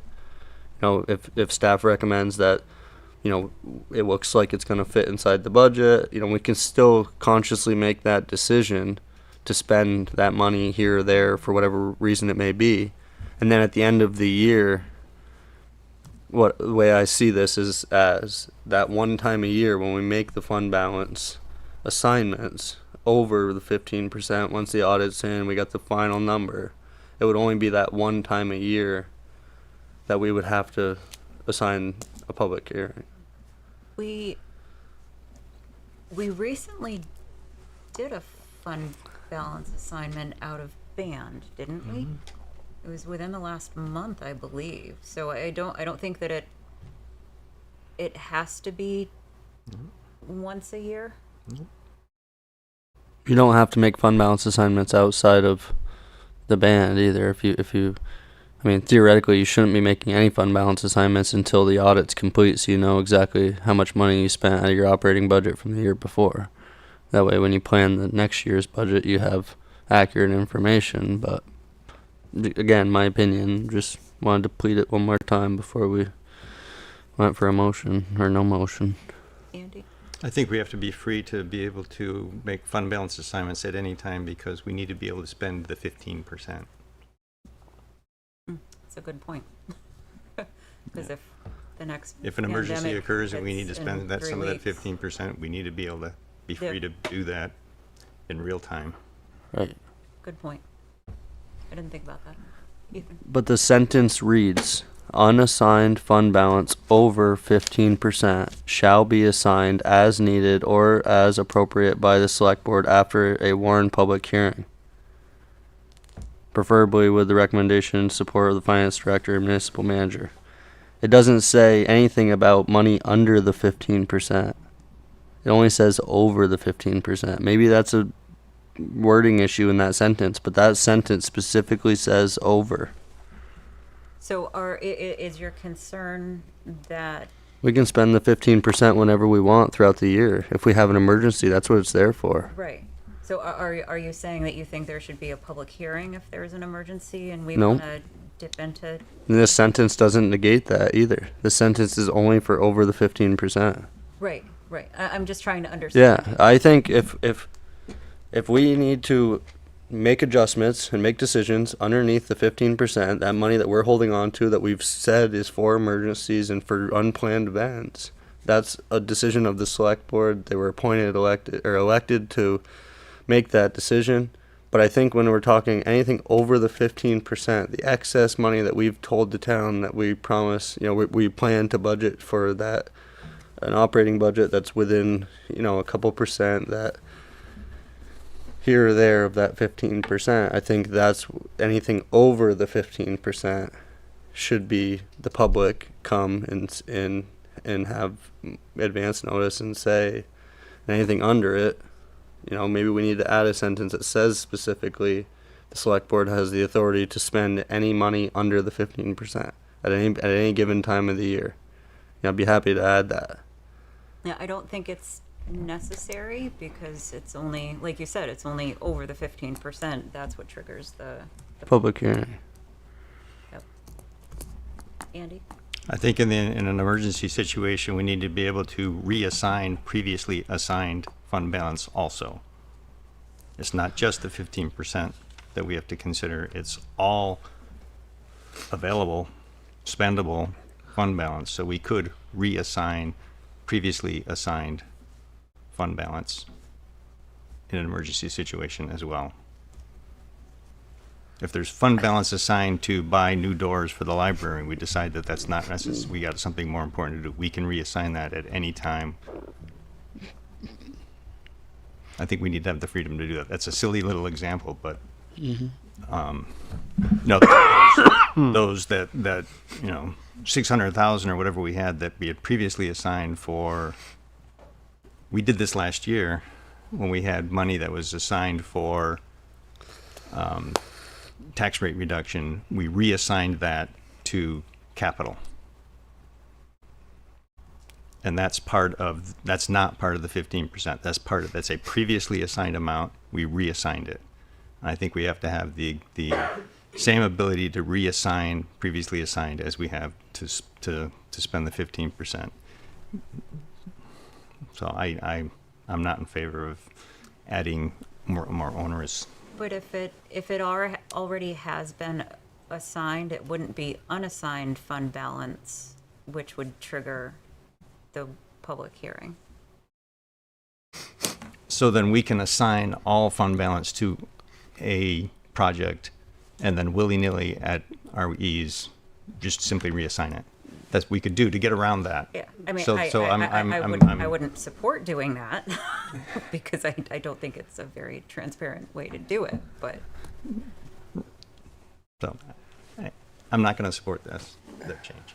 Ethan. And that brings me back to line 22, committed fund balance. Here we go. This is perfect. You just made the whole argument for my paragraph I said before. Assigned fund balance, not committed. I did not Okay, say but that we could committed reassign. doesn't say anything about, it says examples of this are capital. Above that, examples, there's nothing that says specific capital. And specifically, like we did, I don't know, was it 6 months ago? It was even that long ago. We reassigned committed funds.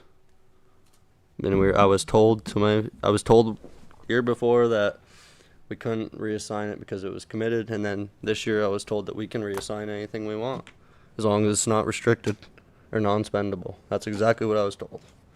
Which committed fund? Sorry. Yeah, Which committed funds were reassigned 6 months ago? Andy, just give the example. I forget exactly what it was. Oh, it was for future tax relief. Right, that had been assigned, though, not committed. So what's committed? Committed, I read committed as like the Conservation Reserve Fund.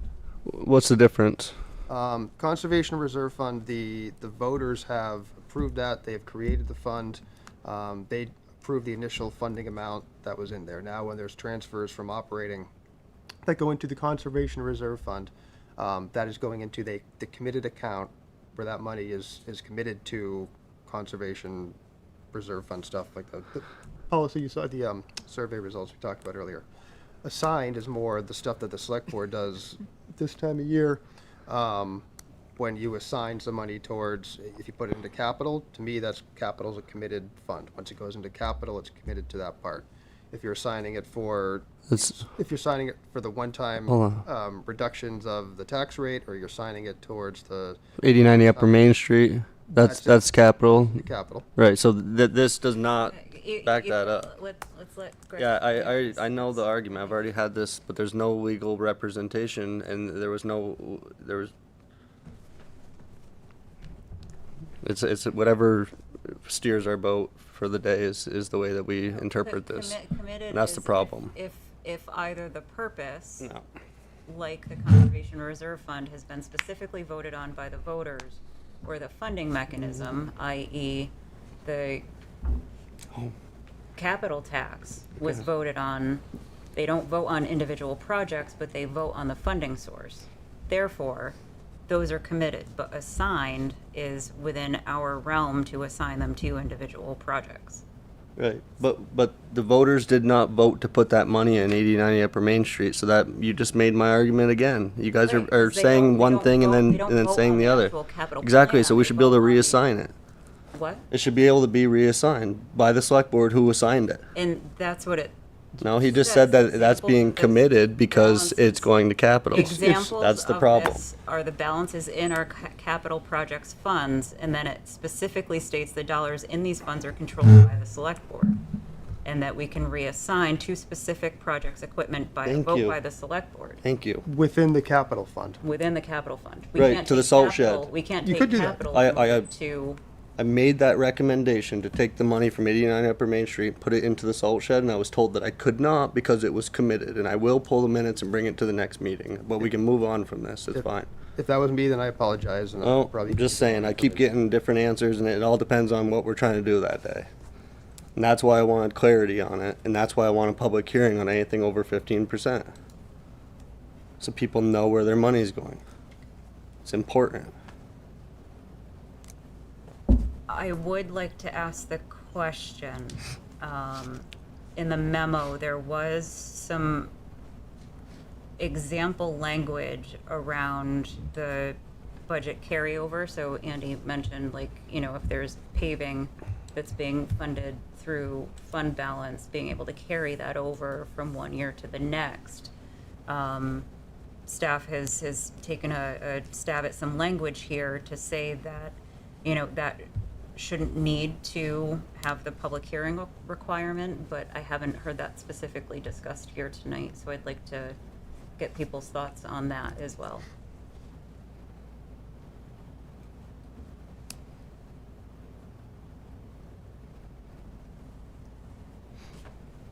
Andy? I'm not in favor of adding that language because I'm not in favor of adding the public hearing, so I don't need to include an exception for it if I'm not going to support the other language. Ethan or Kendall, do you have thoughts on that? I just think it's important that we hear from the public. We say all the time that we wish we heard from the public more, and then every time we get the opportunity to hear from the public more, we say that we don't have the time to hear from the public, so. So in the example of the Public paving that's hearing. being funded, you would still like to see the public hearing? For paving, no, I started this whole conversation with Dan about talking about how it could be put in, and I'm told that paving comes strictly from operating when that's not true, because paving comes all kinds of capital, but then it couldn't be committed because it would be considered a fund balance transfer, which would be general fund, is what Andy and Dan went on about. So, but that's not true. Money is taken from the capital fund every year to commit to paving. So I guess I'm really just not understanding how it can be one way one time and not the other. I don't understand the policy, and I don't understand our process because we are not consistent in the way that we make decisions around fund balance. And I'm sorry to say that, but that's the truth, and it's been backed up. We can look back at the last 3 years, the way we've made decisions and the way we've appropriated funds. It is not consistent, and it needs something. I'm not sure I have all the answers of exactly what it needs, but I think some clarity on what's a committed fund without a example that is for one capital project but not for another, or paving. I think when was the last time since I've been on the select board, I think only one time they've asked for money for paving for the next year in 4 years. So how often? And it wasn't even that much money. It was like $190,000. We had plenty of money in the capital fund for it. So I guess I'm just confused as to where this problem comes from when it's not a problem that reoccurs every year. Dan, not to put you on the spot, but do you know how often there's a request or a need to carry over funds from one fiscal year to the other? For example, paving, if they can't get to, there's a late winter, or winter lasts too long. I mean, it's December 15th. I think it's already lasted too long. Yeah. But how often that happens? I mean, in my 3 years here, I don't recall it happening for a paving event. I don't remember setting aside within an assignment saying we didn't get to a road, we'd like to get to it, please place it in that audit fund balance assignment for, $100,000 for a specific road. So I don't recall that happening in my time here. Okay. For a paving item directly. But there is also capital funds available for paving, which I mentioned before. It's either operating or capital side, depending on the scope of work. Would there be a circumstance where it's a vehicle, you mentioned earlier, a vehicle coming in too late, or due to the length of time that it takes, it comes in over budget? Would that be an instance where this would? Yeah, we've come done it into with play? police vehicles before in my time here. I know there have been fire equipment deliveries, which I mentioned before, which came in, they come in July 10th. So it's a very just technical function of just yeah, we meant to spend it in that prior fiscal year and it didn't come in time.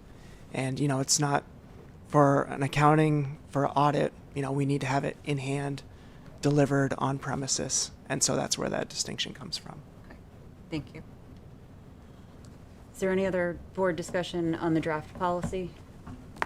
Kendall? I would just say that I'm coming to the conclusion that this is one of those rare policies that it pretty much does everything it needs to do, and we can't really figure out a way to improve it. So maybe we should just leave it the way it is. And with that, I'll go ahead and open it up to public comment on the fund balance policy draft that's in our packet. Betsy Dunn, I see that your hand is up.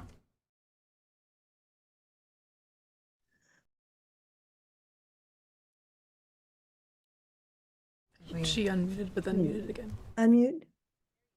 Okay, very good. Thank you. Thank you for letting me speak. So in listening to this back and forth, when I'm looking at the opening of the fund balance assignments for the fiscal year 2025 issue and then discussion, you have a little table there. I don't see a committed. I only see assigned and unassigned, restricted and non-spendable. So I think you're using committed inappropriately. That's all I want to say is that I think that's wrong. Those are the 4 categories. Thank you. Thanks, Betsy. Is there any other, Mr. Adams, come on to the table if you would, please. Thank you. If you have listened to me before, you know this is one of my favorite topics, to put it mildly. Because there was a brief statement in the manager's remarks to the opening of the budget that said that the town would no longer allow any fund balance to be assigned to reducing taxes, which I thought was probably one of the most arrogant statements I have ever heard from a town manager. Can I just make a point? I don't believe I said it would not be allowed. I said we have not recommended the use of it in this year. It said that it would no longer be allowed, would be used, any fund balance would no longer be used for tax relief. That's right. Now, having said that, my mind says there's a number of different issues here. The first is that there is a fund balance that I don't want to say the select board controls it, but the select board has a fund balance that is substantial, that is the 15% that's kind of semi-reserved for emergencies. Got it. There's also, when the town creates a budget and they decide how much money is going to come in through taxes and how much money they're going to spend, at the end of the year, there's an accounting, and typically, I don't believe that, except for 1 year, there has ever been a year in the 50 years I've been here when there was not an excess of funds collected and or unspent that was not necessary to be spent because they had spent to do what they said they would do. So that to me is and I've been told that I can't call that a surplus, I have to call that a fund balance. Now that the town has decided that it's going to fully fund its capital fund with a tax of 5%, then I see no reason why any of that fund balance should be transferred to capital. You've told us that's what you need to operate the capital fund, is that 5% that we're paying you above and beyond our actual taxes. So in fact, if I were to look at my actual tax cost, where you say it's going up 2.4%, it's actually going up 1% more because the 1% for the general welfare deal wasn't in that number this year as opposed to last year, which makes it 3.4%.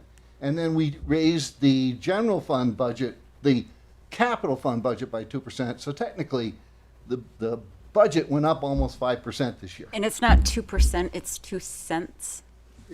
2 cents additional. It doesn't make any It's difference. 5 It's 2 cents. cents on the budget, which in my mind says that's that'll be 2% of the whole deal, because that's the way it works.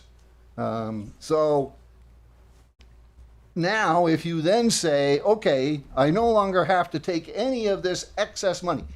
If you collected exactly the same amount of money that you budgeted for the year, in other words, the tax income came in good, all the extra revenue came in perfect, you spent exactly the right amount, you'd have no money to spend.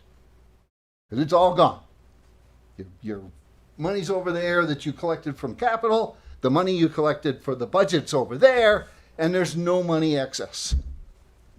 So you don't have any position to say, oh, we want to buy 4 extra doors for the library for $5,000 because you don't have any money. No, you have plenty of money. Don't get me wrong. If you wanted to buy the 5 doors, you could, because you got 15% sitting over here somewhere that you don't use. But you wouldn't have any money. So if in fact you actually underspent your budget slightly because the items were all inflated a little bit and you spent a little less on every item, and the taxes came in a little bit over where you thought they were going to, and your miscellaneous incomes came in over budget, you suddenly have a surplus of funds, which you have always spread around, including some years putting some towards tax relief. Because realistically, next year's budget should be based on this year's cost. But the argument always is, well, we don't know what this year's cost is because that's not going to be known until October of next year. So we can't do that, so we'll base it on this year's cost. So, and apparently, somewhere along the way, over $600,000 suddenly appeared that you think you can spend. And you have made a list of items that you want to spend it on, this $681,000. And my argument is that at least a significant portion of those items are already in the budget. They are already capitalized, if you think about it that way, within a line item in the budget. So if you're going to spend this excess money to buy that one, does that mean my budget goes down? And the answer is no, it doesn't happen that way. So suddenly you've created another surplus for the next year. Because that money didn't get spent. The money that was over here held in a line item didn't get spent because you spent it out of this excess money. It is not put into your budget. It's excess. You don't show it to me till next October sometime. So my reaction would be that you are creating a system that is not good for me as a taxpayer, in that you continue to raise my taxes and you don't give me any benefit for the money that you spent. And in my mind, if I gave you the opportunity to fully fund your capital, and I gave you the money to fully fund the budget, and there is a surplus at the end of the year, that should come back to me every time as relief for my taxes the next year. Now, maybe it's a 2-year-old number that I'm using, but there it is. And I will point out that even the year when supposedly there was no tax increase, that was not the case. The number was 0.02 something percent, because nobody wanted to say that we're not going to have a tax increase because you have a 40-year history of having a tax increase. This town has never, ever reduced the taxes, ever. So my reaction is you can't have it both ways. If you're going to ask us to raise the capital fund, you can't then take $600,000 and take $300 of it and put it into capital to make capital look better. You already told us that the 5% is what, or 5 cents is what it takes to make capital work. So you can't just arbitrarily say to me, I'm going to take this 300 of this and put it over here in some items in capital. You got to give it back to me. Not to me personally, but to all of us in the town who are paying the taxes. because that's the way it works. Because we funded what you wanted us to fund. So anything that's left should come back to us. Now, in addition to that, I'm firmly convinced that the town, because it doesn't spend the 15%, should make the effort to say, okay, we're not going to be 15% anymore. We're going to be 10%. And we're just going to not put any money in there until the budget gets so big that the 10% of the money that we have today will be 10% of that budget, which is probably, well, knowing you guys, about 3 years. But bring that number down to 10% because you clearly don't need it. Now, say, oh yes, well, we would much rather collect the interest on the money and put that in our budget. Well, no, it's my money. I want to spend my money my way. I don't want to give it to you so you can put it in the bank. Let me put it in the bank and let me collect the interest because it's my money. And I really have a very hard time with the way you go about this. Because what happens is you end up, yes, there are some items in here that you're funding that are not line items in the budget. I understand that. But there are other items that are. I'm also a little, when I look at this list, I couldn't help but notice that in the budget, there was money for the police to deal with this sewer gas issue. Isn't this a new building? It's only what, 7 years old, 8 years old, 10 years old? You replaced the parking lot. I've heard you had some kind of high moisture content issue. You now got a sewer gas issue of some kind, and you're replacing all the condensers on the cold climate heat pumps. What's wrong with this building? There's got to be something wrong with it. 7-year-old units don't die. And you spent $400 a square foot to build a building. I mean, this wasn't a schlocky $2 building. It was huge. And I don't get that either. So I don't know what's going on here, but I'm very disappointed that the town is not being straight with their taxpayers at all about what's really going on and how their money is being spent. I'm firmly convinced that the town should, the more I heard about the idea that you could, once you put the money in capital, you could move the capital money from wherever you wanted. So if you decide that the $1.6 million or $1.3 million that you've already put into 8090 Main Street, you want to put the money from that you've been saving aside for the salt shed into there so you can do something with that, you're just going to do it. That's crazy. If you tell me that you put the money in there for some purpose, I expect you to spend it for that, not assign it to something else. And then you say, well, yeah, no, we'll just replace it. Well, no, you won't, because what happens is then I paid you twice to do that. It's like buying the dump truck and then saying, oh, my budget didn't allow me to buy the dump truck, so I'm going to charge you for the dump truck again next year, and maybe next year we'll get to buy in the dump truck. No, that doesn't work that way.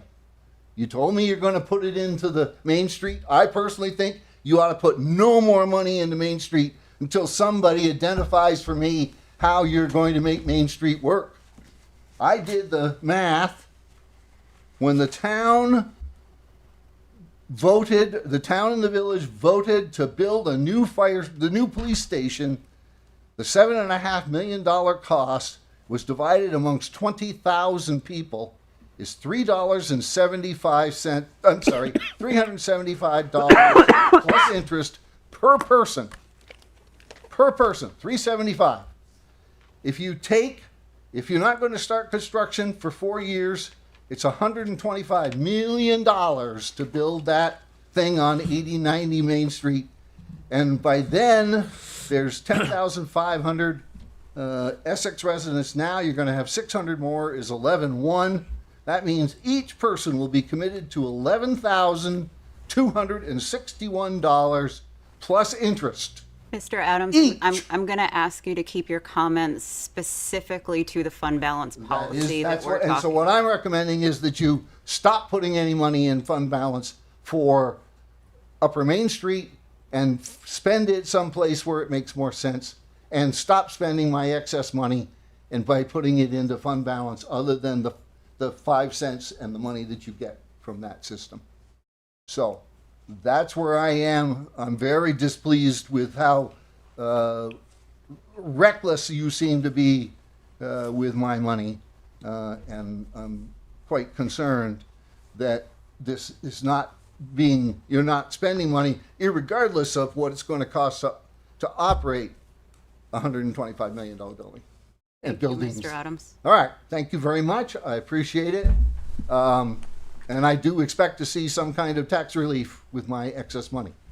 I just find it hard to believe that you wouldn't give me back some of it, if not all of it, over the each year, because I think it's unfair for you to keep it, quite frankly, even though you may think of it as found money. It's not.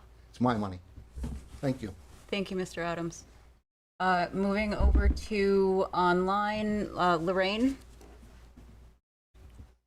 Thank you, Chair. A couple of concerns. One, none of us have legal expertise here. So I'm concerned that we don't have a legal expert during discussion, and that we're kind of relying on each other without even kind of being able to look it up. I also agree that 15%, first of all, my recollection was that was a VLCT recommendation for fund balance. And certainly we have generously met that every year. I remember Essex Junction, when they were part of us, I think we're around 8% of fund balance, kind of relying on us in certain ways. I think it's good policy to keep it at 15%. I do not think it's good policy to take overages beyond that fund balance that weren't assigned, committed, whatever word you want to use, that I now need to be educated on as a public member. And I think other people would benefit from having a legal definition of these words that are being thrown around. I'm more confused now than ever.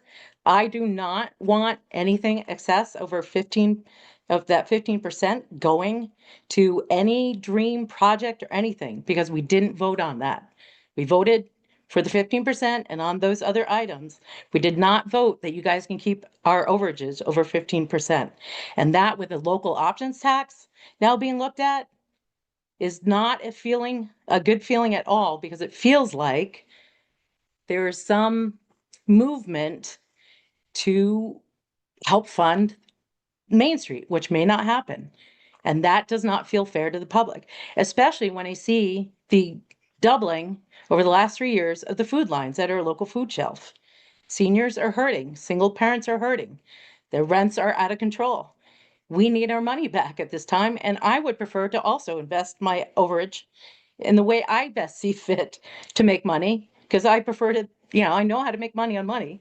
And I'm not sure that we're that good at it here in Essex yet. So I also would appreciate the policy added that anything over 15% gets put to a vote or returned, one or the other. Thanks. Other public comment on this item? Ken? Hi, Ken Signorello. I'm going to try not to be too redundant. Taxpayers vote on a budget, and when the items that were voted on don't happen, there's excess money. A lot of semantics I've heard. I heard fund balance. I think of it as an annual surplus. Could be a deficit. In this case, it's a surplus. We voted to buy this. Turns out we didn't. It gets budgeted in the next year. But in the meantime, that leftover money gets spent on something else that we don't get to vote on. It's a real problem. I don't understand how this select board can feel comfortable taking voted on taxpayer money and spending it some other way. It boggles my mind that you're comfortable with that. Putting it into the budget, the next budget, not a problem. it could work out financially and numerically exactly the same. All of the items that are recommended as allocations, as part of the policy, could be to put it into the next budget, along with a line item of the surplus from the previous year. And that's how it's covered. Doesn't have to be done that way, doesn't really matter. It could just be listed as reduction in taxes. It works out numerically exactly the same way. One difference only, taxpayers get to vote on it instead of just the select board. That's my recommendation. The policy should not allow the town to hold more than 15% currently in unassigned reserve. Budget the items that you want to spend any excesses on, so we can vote on it. That's it. Thank you. Public hearing is not sufficient.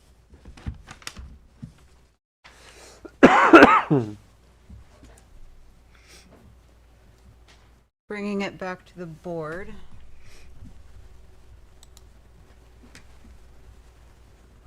Andy? I know we're talking about the policy now, so maybe I'll reserve my question till the next agenda item, which is actually specifically about proposed changes, or should we? Assignment. It's assignments. Proposed assignments. But I would like to respond to one thing that Ken said. The voters vote on A number. a budget number, not on the individual line items. And so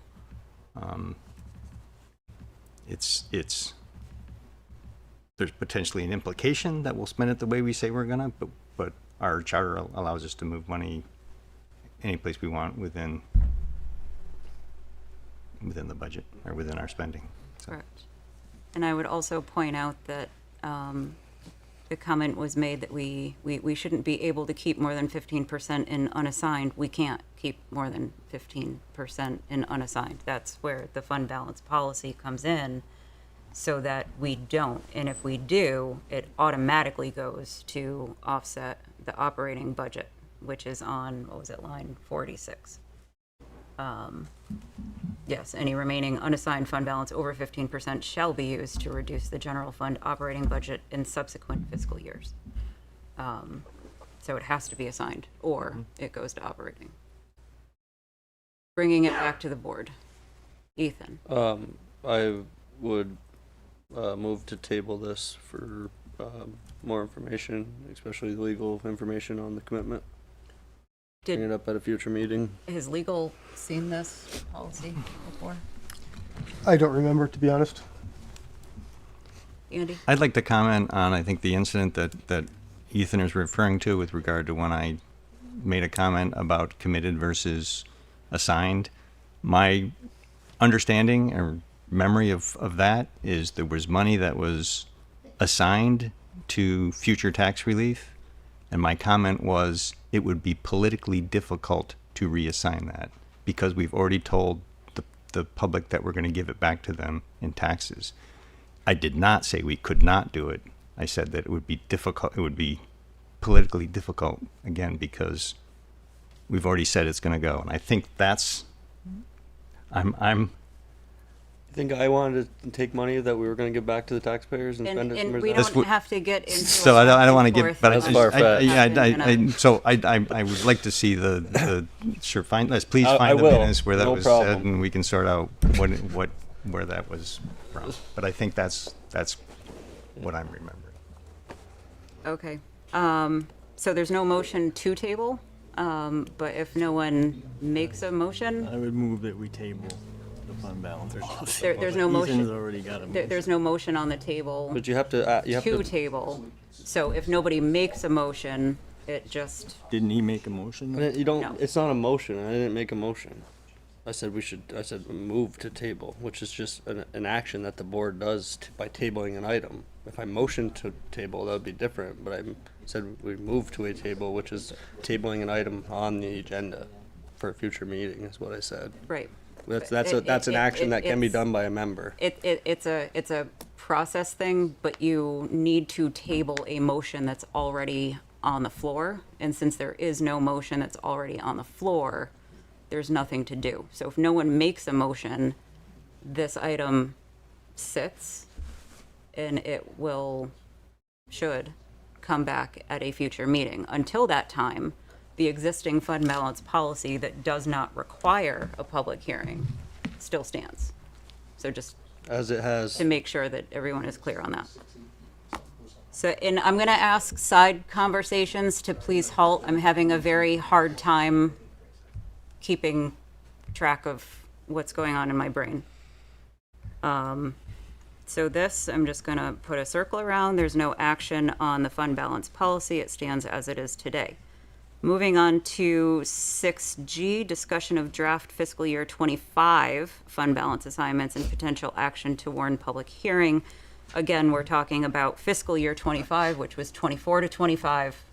So we're looking back in the rear view here. Yeah, so the fiscal year ending June 30th, 2025.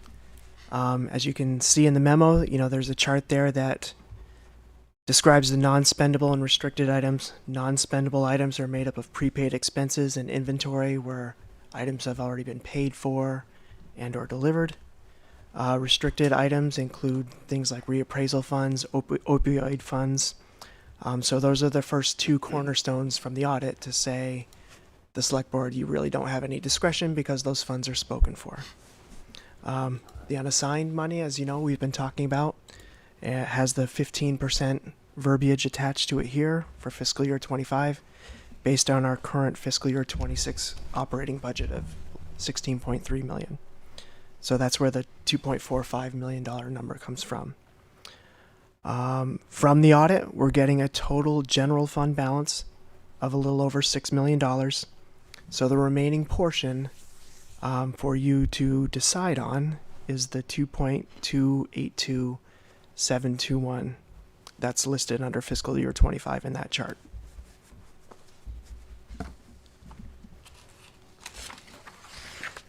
The chart on the next page, for page 51, I believe, just shows items that have previously been committed by the select board in terms of specific areas. Assigned.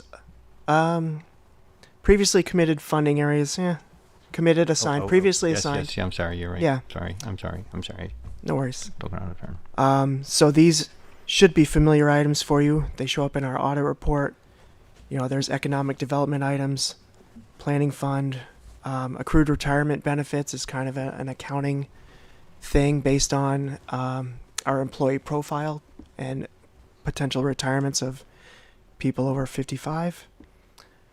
Records preservation with our clerks, CJC, the Conservation Reserve Fund, which we've discussed here, and then further assignments, the newer one for the landfill fund replenishment, funds for our Health and Wellness Committee, and then items that were transferred to the capital fund that were assigned to be transferred to the capital fund in this fiscal year, even though it came from fiscal year 24's fund balance assignments. So these transfers are scheduled to happen during this fiscal year 26. They did not happen in fiscal year 25. Those items all have kind of ebbs and flows and activities, especially the retirement benefits where we had a couple of retirements during the year. So that subtotal of 1.6 million is a piece of the $2.2 million assignments that are being considered. The remaining piece, the $681,000, is listed in the next chart below, which looks like it's on screen. So these are the items that are new to you, except for the first item, the $80,000 in fiscal year 27 operating items. You've seen $78,000 of that in assignments of fund balance within the fiscal year 27 budget. And we've added a $2,000 item for stipends, possible stipends related to reappraisal. I believe that's within the legislative budget. Other items on there are new and I suppose for discussion and consideration for you. On the next page, kind of shows the Dan, I'm sorry, I'm going to interrupt you again. Folks, can you please keep the background noise down? This is the second time. I do not want there to be a third. Tell you what, I'll make it easy for to, you. to put myself in a vulnerable position. Anyway, so I might as well just walk away. Thank you very much.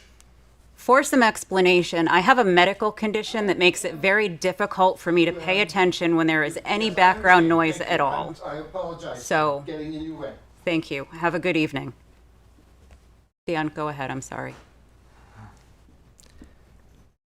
So the page 3 of that memo, which I believe is page 52 of the packet, kind of describes and goes into maybe a little more detail about those potential fund balance assignments. To kind of add my piece to the audit nature of this, we're at the time frame where we're looking at our fiscal 27 budget. We're looking at our capital budget, and the audit function here we're looking to conclude by January, and this is kind of the confluence of all of these budgetary type of decisions for the select board. We have made efforts over the last 4 years. We've had reductions in our overall general fund balance, including within this assignable portion of the fund balance. But I guess at this point, it's kind of line by line you can discuss, and obviously we'll continue to discuss this group of items at the next board meeting as well. Tracy, I had offered to cover the list that's also been included in the packet, so whatever the will is of how to move through that, I'm gonna, Dan and I can tag team. Okay. Yeah. Awesome. Board comments, questions? Ethan? So for the committed funds, we want to call them, for future year 25, you're saying that those are untouchable? I am not saying they're untouchable. Okay. So if you're talking about, I assume you're talking about the 3 items in transfer to capital? Yeah, I'm talking about the $305,000 for a $3 million ladder truck that's set to be purchased in 2030 that has little to no public input about. Specifically is why I'm bringing it up. Yeah. Especially because the cost has gone up, and the need for the ladder truck may not be appropriate for our size community, and also the way the funding mechanism works, the truck would have to be committed to be purchased in 27, which is this coming year. And to my understanding, I don't know the full process. You might know a little bit more about it since you're the finance director, but there would have to be some sort of deposit paid this year, this operating year, this future year 27 for that ladder apparatus for the fire department. Is that correct? Depending on the financing agreed on, could be possible, yeah. And is that to answer your first question, I would say that everything is kind of on the table for you here. Okay. Okay, that's my understanding. This is a select board function for fund balance assignment. for that whole list, but not the opioid money? No, or opioids and reappraisals. Sorry to cut you off, but Yeah. those are being Already- restricted right, from 'cause they're- outside sources. Right. So that's why it's Okay. it's like a grant. In the a way. restricted category. Yeah. See, that would be, for me, that would be helpful to have restricted, committed, assigned, unassigned, because the way this is portrayed, and this isn't on you, this is just a general comment, but the way that the money was, the policy, the way that the committed works is that this money is not to be moved and it is set in stone. And I think the bigger question is that the town's in the process of spending $3 million out of capital that has to be committed this year that hasn't really been brought forth. I know we haven't seen the 5-year capital plan, but that's what's happening. I mean, unless I'm wrong, somebody tell me I'm wrong, but that money has to be set in contract this year to buy that truck for 2030, right? Not necessarily. Yeah, I don't agree. So, but if you don't, then that truck doesn't come in 2030. It It's doesn't have to be necessarily. fiscal year 27, because calendar year 2027 would need to have the order. So it could be the second half of 27, which would be fiscal year 28. 28. Okay. So by next year, next budget season, you would have to lock that deposit in then. If lead times don't change, that would be the Yeah. case, yeah. and the price just went up, what, 16% or something like that, I just heard from the only person, that's Pierce, is the only person who's making the truck. I know a lot about it. But besides that, what I want to get into is the unassigned. I'm confused why the ARPA interest, that, well, there's Upper Main, I've only found it in here twice without seeing exactly what these projects are going to go to, but there's 8090 Upper Main Street in here a minimum of 2 times, maybe a third, without looking at exactly what all of that money goes to. But I see technical support for Upper Main development for $20,000. And then I see the ARPA interest, 10/1/24 to 6/30/25, transfer to capital municipal complex 27. So was that a requirement from the federal government that any interest earned on that money had to be spent, or only the amount that was appropriated from the federal government? No, so this is interest earnings related to that grant. Okay. That money is not necessarily attributable to the land up on 8090. So it could go anywhere? It could. Okay. Okay. And then, what was the last one that I had? Oh, I think it was, yeah. Yeah, I was more curious to see what the definition or the explanation of the it was the Housing Trust Fund and the Economic Development Grant. I see the research and seed funding, but I was just curious to see that broken out as to exactly what that goes to, and that doesn't go towards research for 8090 Upper Main, because that's the impression that some people got from it. So it looked like there was 3 items listed for 8090 Upper Main Street, or possibly 4, because there's 2 of them. I didn't realize they were both research and seed funding. So I think there's just some clarity that's wanted there, that if we're going to spend the money on Upper Main Street, we say, hey, we're spending, it would be 6, 20, I don't know if all that money for the housing economics going to go there, but that's another 70. That's almost $100,000, which is about what was put in there last year. I think it was 99, 91, something like that. It was right around $100,000 that was appropriated from fund balance to 8090 Upper Main Street last year. So are you questioning the Housing Trust Fund, Economic Development Grants, and what was the other one? Well, it says grant program, but the definition is research and seed funding. So I want to know what research is and where the research is. Because if it's research of 8090 Upper Main Street, I think that's very important. ARPA interest at the bottom is directly listed at Capital Municipal Complex for 27. And then there's a play on words there. It says technical support for Upper Main Street. So we eliminated the municipal complex part of it. So we've just kind of changed the wording a little bit. I'm just asking for clarification. Yeah, that's what I'm talking about. So the Economic Development Grant Program. Research and seed the funding. Housing Trust Fund, you're asking for more information on Both of those. I want to know what the research is and the seed funding. I'd like to see a breakout of where those monies go line by line.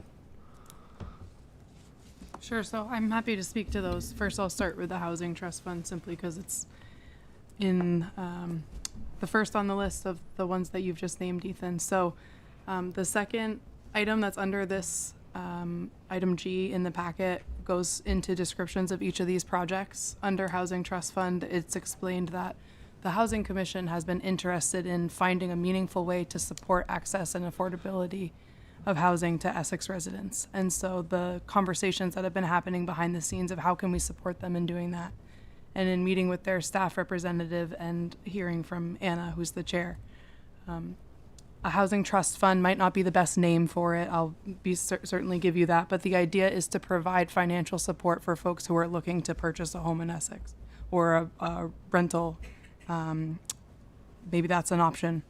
Part of the technical assistance portion of it is to define what the program would be. So I'm not in a position to outline exactly how that money would be spent. There's an estimate of approximately $7,500 that would be spent on that technical assistance, whether that's something like the Chittenden Regional Planning Commission's support or an outside consultant to look at successful programs across the country and what those components are and how they can be reproduced in Essex. There is no mention of Upper Main and no intention that that program be focused on Upper Main. It would be community-wide. There's no housing there, so I don't see how that would factor in at this time.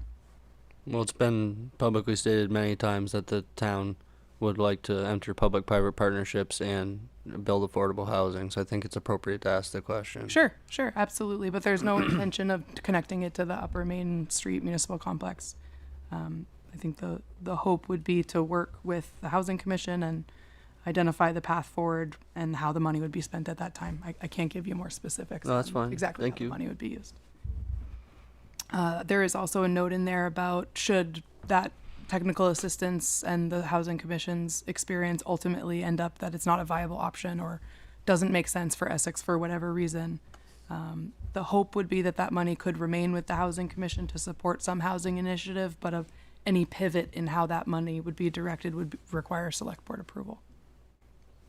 Can I ask you a quick question about those Please. two before we move on? Sure. So for both the Housing Trust Fund and the Economic Development, are they going to be in control of spending the money, or the select board or the town manager?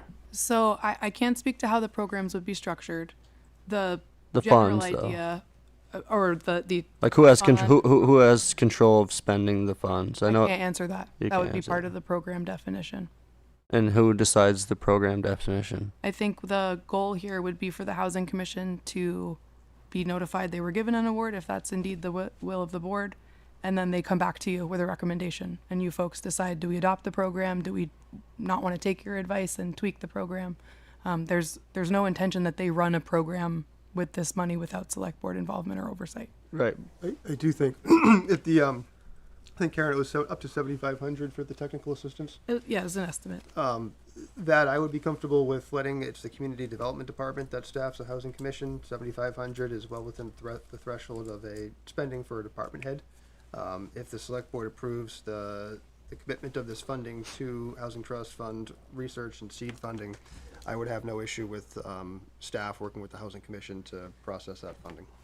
Okay, but that would be $7,500 for outside help, not $7,500 to go to town staff.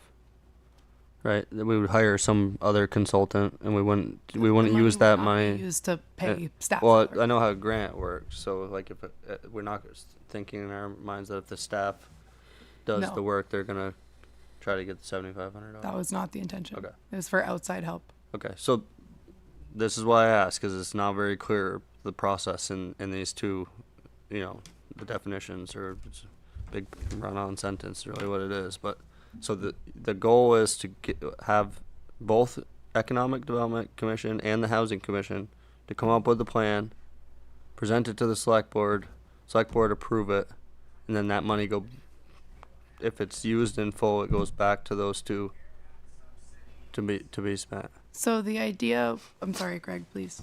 I was just going to say the goal would be for them to come and propose a program to you folks that hopefully meets your needs, and you adopt it, and that money, any remaining money, if they don't use the 7,500 or it's a little more, I can't speak to that, that it would be used to provide the first pilot round of funding for whatever that program looks like. One of the things that both of these groups would need to identify is where's the funding coming after that. Mm-hmm. So sort of sustainability of the program, they'd need to identify a long-term source or request one be made. Okay. A really quick last thing on those two, but that's to make a fund for each of those.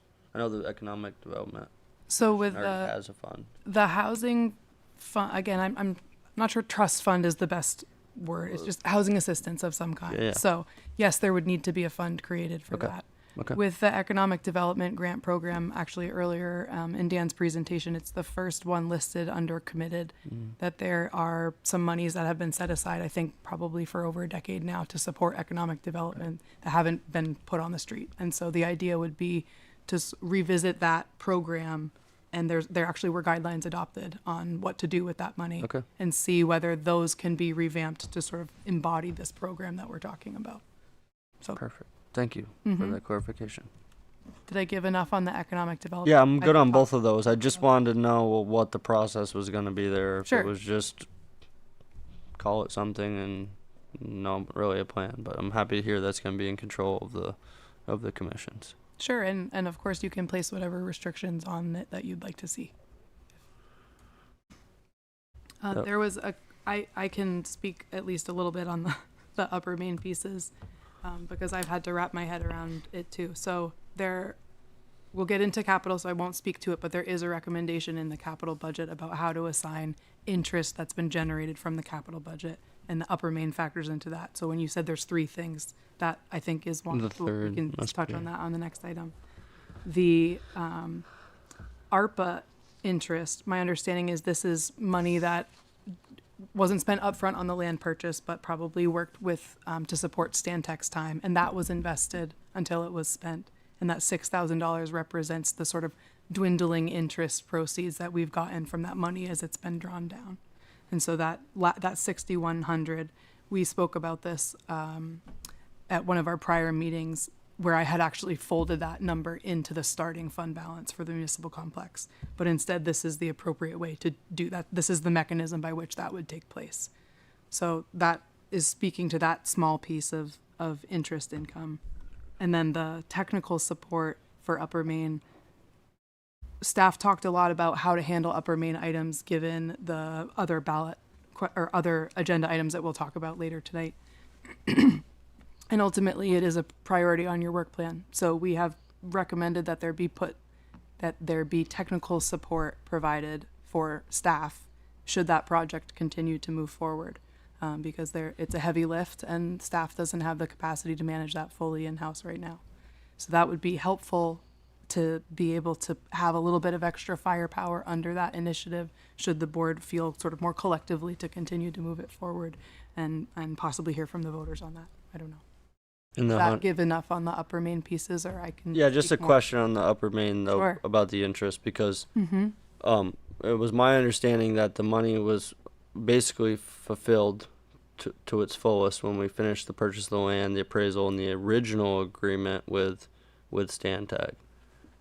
I believe it was Stantec. The final presentation we got, that was Sure, Stantec, the right? folks who developed the So concept. so they were behind on their presentation, and then they came in and hit us with a $40,000 bill at the end, a $30,000 bill at the end. There was an increase in the contract. You, Greg, as the manager, you were able to work on that contract because it was less than 40,000, not by much. It was $6,000. $6,000? $6,000 change order, yes. And that interest, that $6,000 that you're trying to get, isn't that interest that was spent? No, that was That for extra. the spending from the ARPA money. The bulk of it went towards the purchase of the land. There were legal fees associated with that. There was site investigation prior to the purchase. We contracted with White and Burke, which real estate advisors, which are our direct consultant, semi-retired Gail Henderson King. So we had money consulting with the technical support. And then we spent, I think it was $200,000 with Stantec to do the public engagement to result in the conceptual master plan. Right, and then the bill came out to $230,000, the final bill.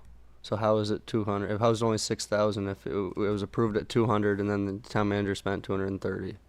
I would have to look into that. I don't recall that. Because there was an amendment to the contract, but it was less than the purchasing policy. But my argument was that the agreement was changed, so it should have come back to the select board. But beside the point, that money had already been spent to its fullest, directed at staff. I can go back in my email, but I do believe that the change order, the initial contract and communications was sent via email explaining Sent all to of us, that. yes. Yeah. And Not voted on. No, because the change order was $6,000. No, $6,000. So So it went from 200 to 206,000. That's what you're saying. The final bill was 206,000. saying Final that all answer? of that supporting Write that down. documentation was sent via email. I don't have it right in front of me. I'm not going to check my email I'll right look now. for it. to That's look for okay. that, but See if it's it was 206. sent. I do remember seeing it. Okay, that's all I got. I'm pretty happy with the list, except for the things that are, especially the things that are things. The things that are projects, I think, need to come to the select board as individual agenda items so that we can have a discussion about them and get public comment. Specifically the housing trust fund or the housing fund or whatever it's going to be, the economic grant program, and then the stormwater utility discussion. I'm a little uncomfortable deciding to fund those things just based on the small description that's in this. The rest of it I'm totally happy with, but I'd like to see more discussion on those, a full presentation and discussion, public input on those. Kendall. I couldn't say it any better than what Andy just said. So I would just add in, mainly because your small beautification projects, you want to make sure you have a committee and public thing and all that, because those can go really good or really bad. So just to clarify, Kendall, I didn't hear that on Andy's list. So is that something you'd like to add as an item for future discussion? Yes. Okay. Definitely. But yeah, like he said, all of the items, that's fantastic. No complaints. Yeah, Dan, go ahead. So I'm just taking a look at Stantec Consulting within our AP, our vendor information. I see 3 invoices totaling $200,000. And then I see 3 other invoices. One of them's for a traffic study and 2 of them are for landfill monitoring. So I don't see any indication of anything over 200,000 relating to that project. Thanks, Dan. Kendall, was that a hand? No. Okay, sorry, I caught something out of the corner of my eye. Andy. Sorry, my other question is in response to comments that we heard earlier. How much fund balance would it take to have a 0% budget increase? $360,000. And cut the fire department to $400,000 like it should be actually spent. Have that proposal. I'm guessing. You don't have to give me that number. I think Dan's mathing over there. Give me a little bit.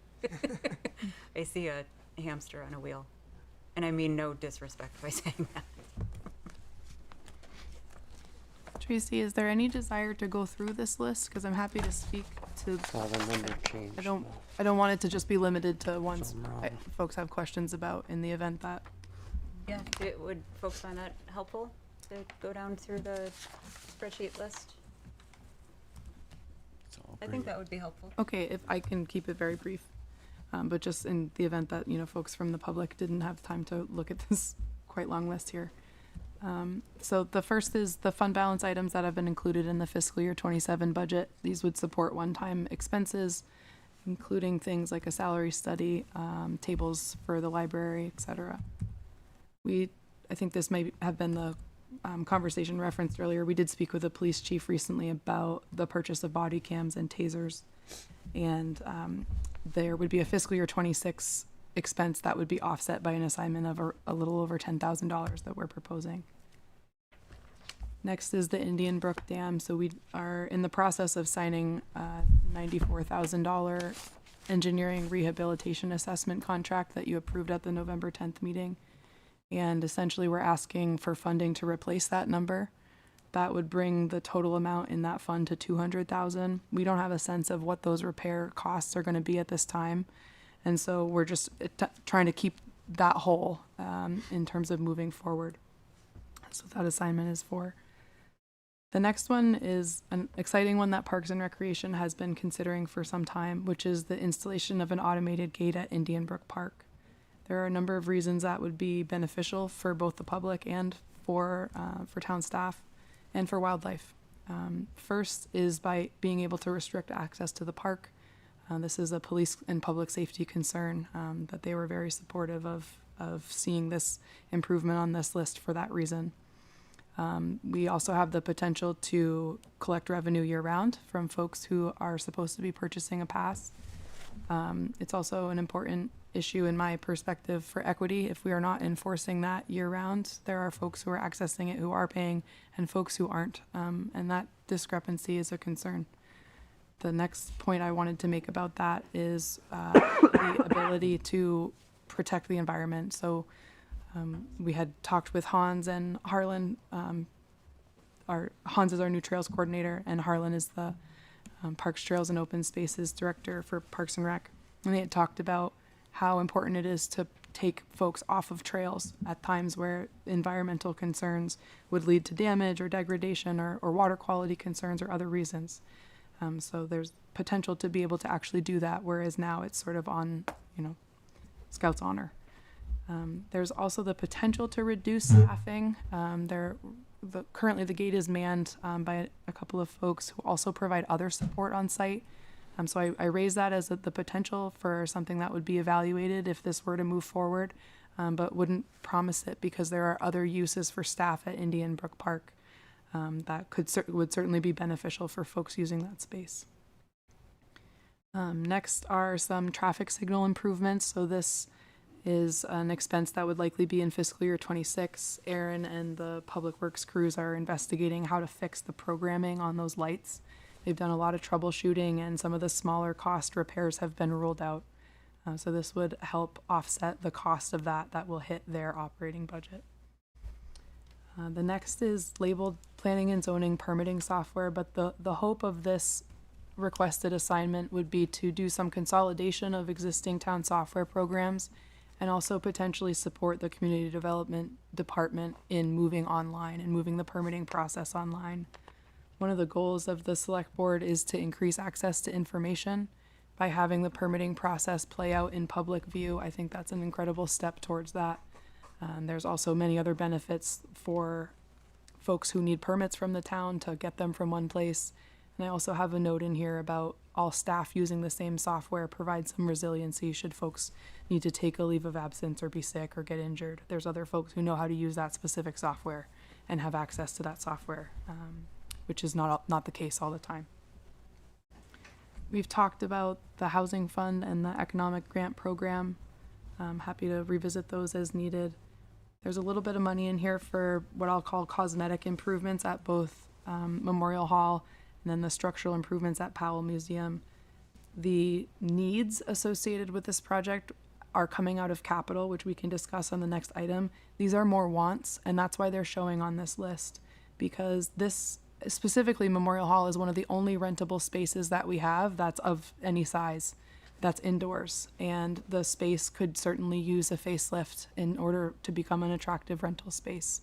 So the $5,000 that's proposed here would essentially offer some cosmetic upgrades to that space and improve the appearance and cleanliness of specifically the bathrooms, but some other areas within the building as well.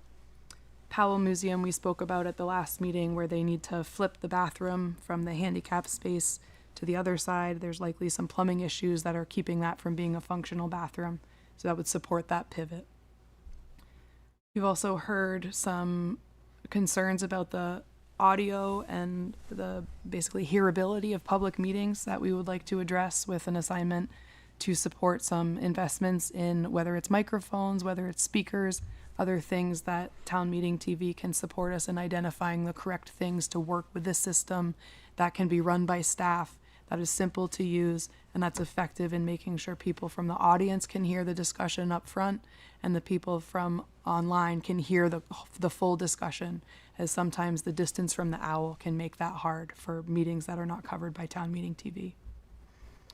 The beautification projects that Kendall had referenced earlier, this is an idea that has sort of slowly grown, is my understanding, sort of coming out of separation, and the town plan and many of the other documents that envision the Essex of the future talk about a vibrant, inviting, warm place that people feel like they belong in. And the idea of adding some visual interest to town facilities, whether it's through murals or small sculptures or other improvements that just kind of build that sense of place and add some beauty to the community.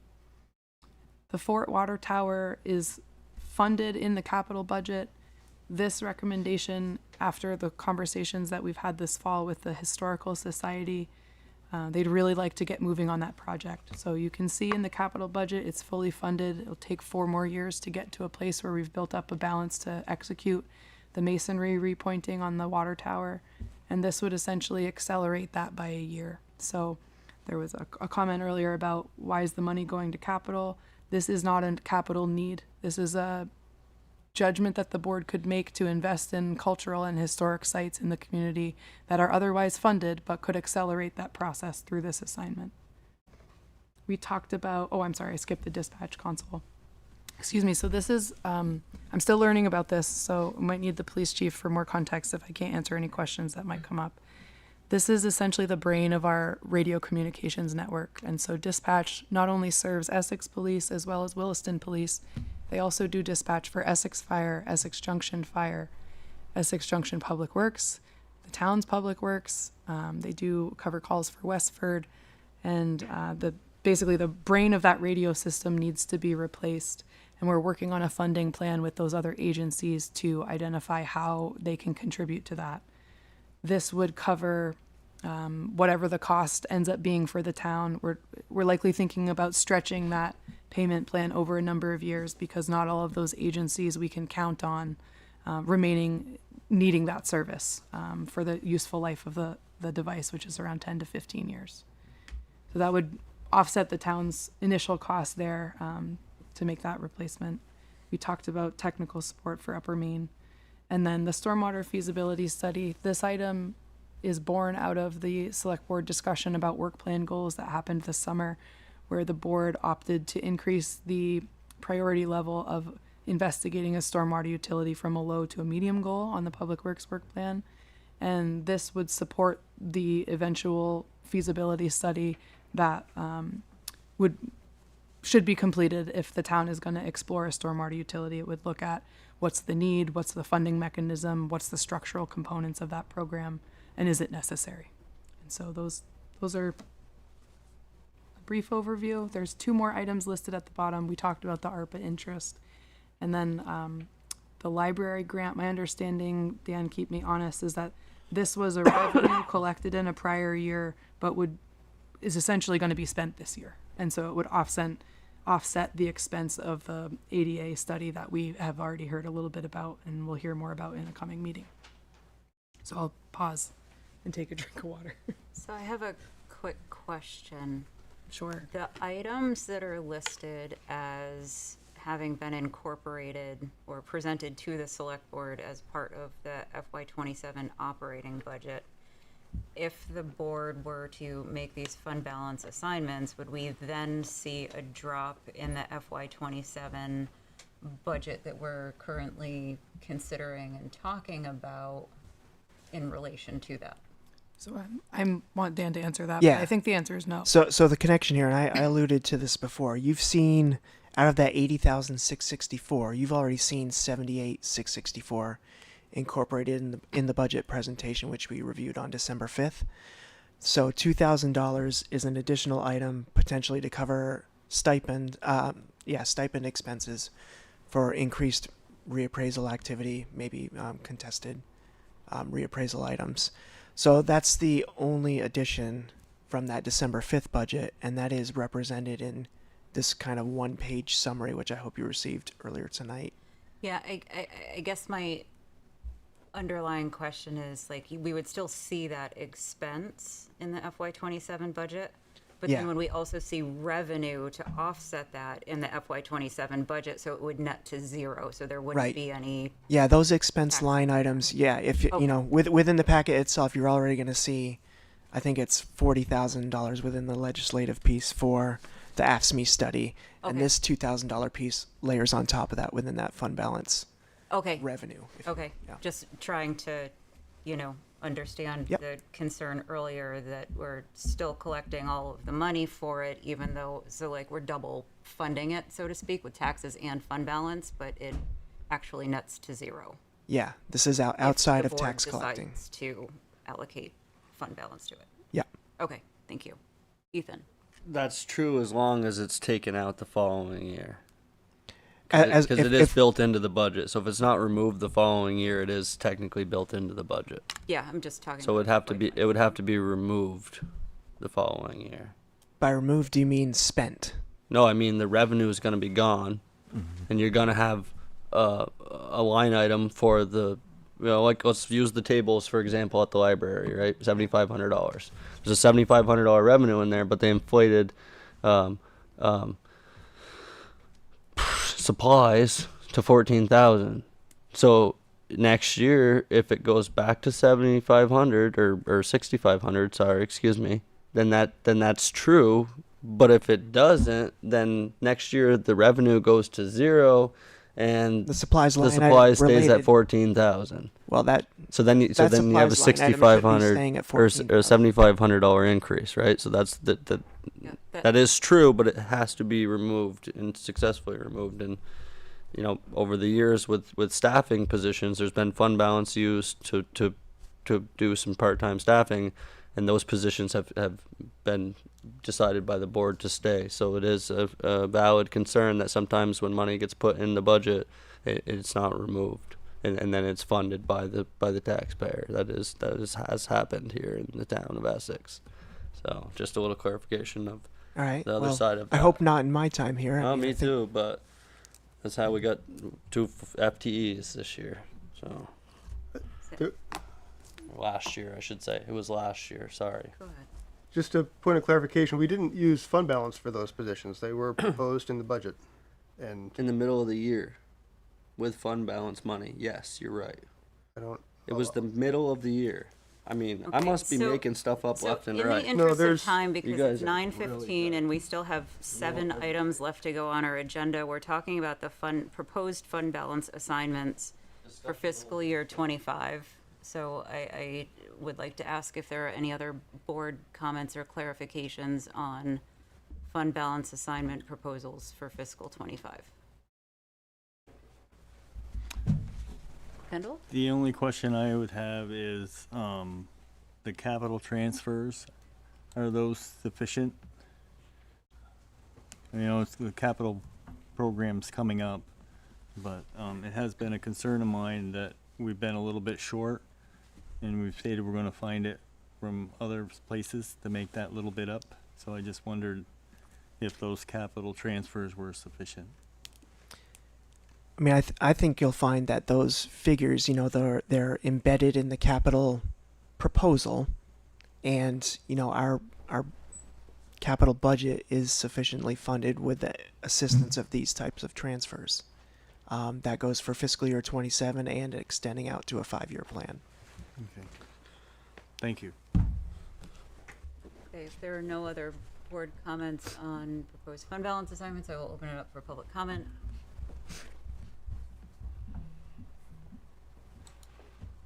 Ken? I'll be very brief. This is a great list of items. I just don't understand why these aren't being incorporated into the budget.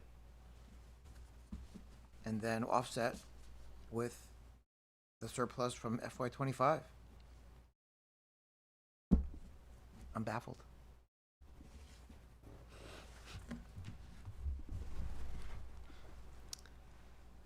I wouldn't say we have surplus from fiscal year 25. We do have a reduction in our fund balance. I do agree that we have fund balance available, but it's not from a surplus of activity. Could I also offer that we did evaluate all of these when we were one of the benefits of bringing forth fund balance and operating budget and capital is they can all speak to each other. And so the challenge with some of these is that they'd be fiscal year 26 expenses, so that's not an option. The remainder either are wants or we're not certain they can be completed in 27. I understand 26 would be the middle ground. Mhm. The dilemma there.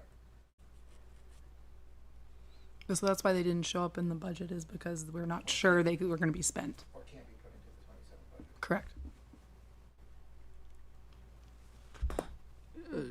Just a question for Dan, real quick, or it's public. Um, Okay, sorry. Yeah, well, I'm not seeing any other hands up online, so I'll bring it back to the board. Go ahead.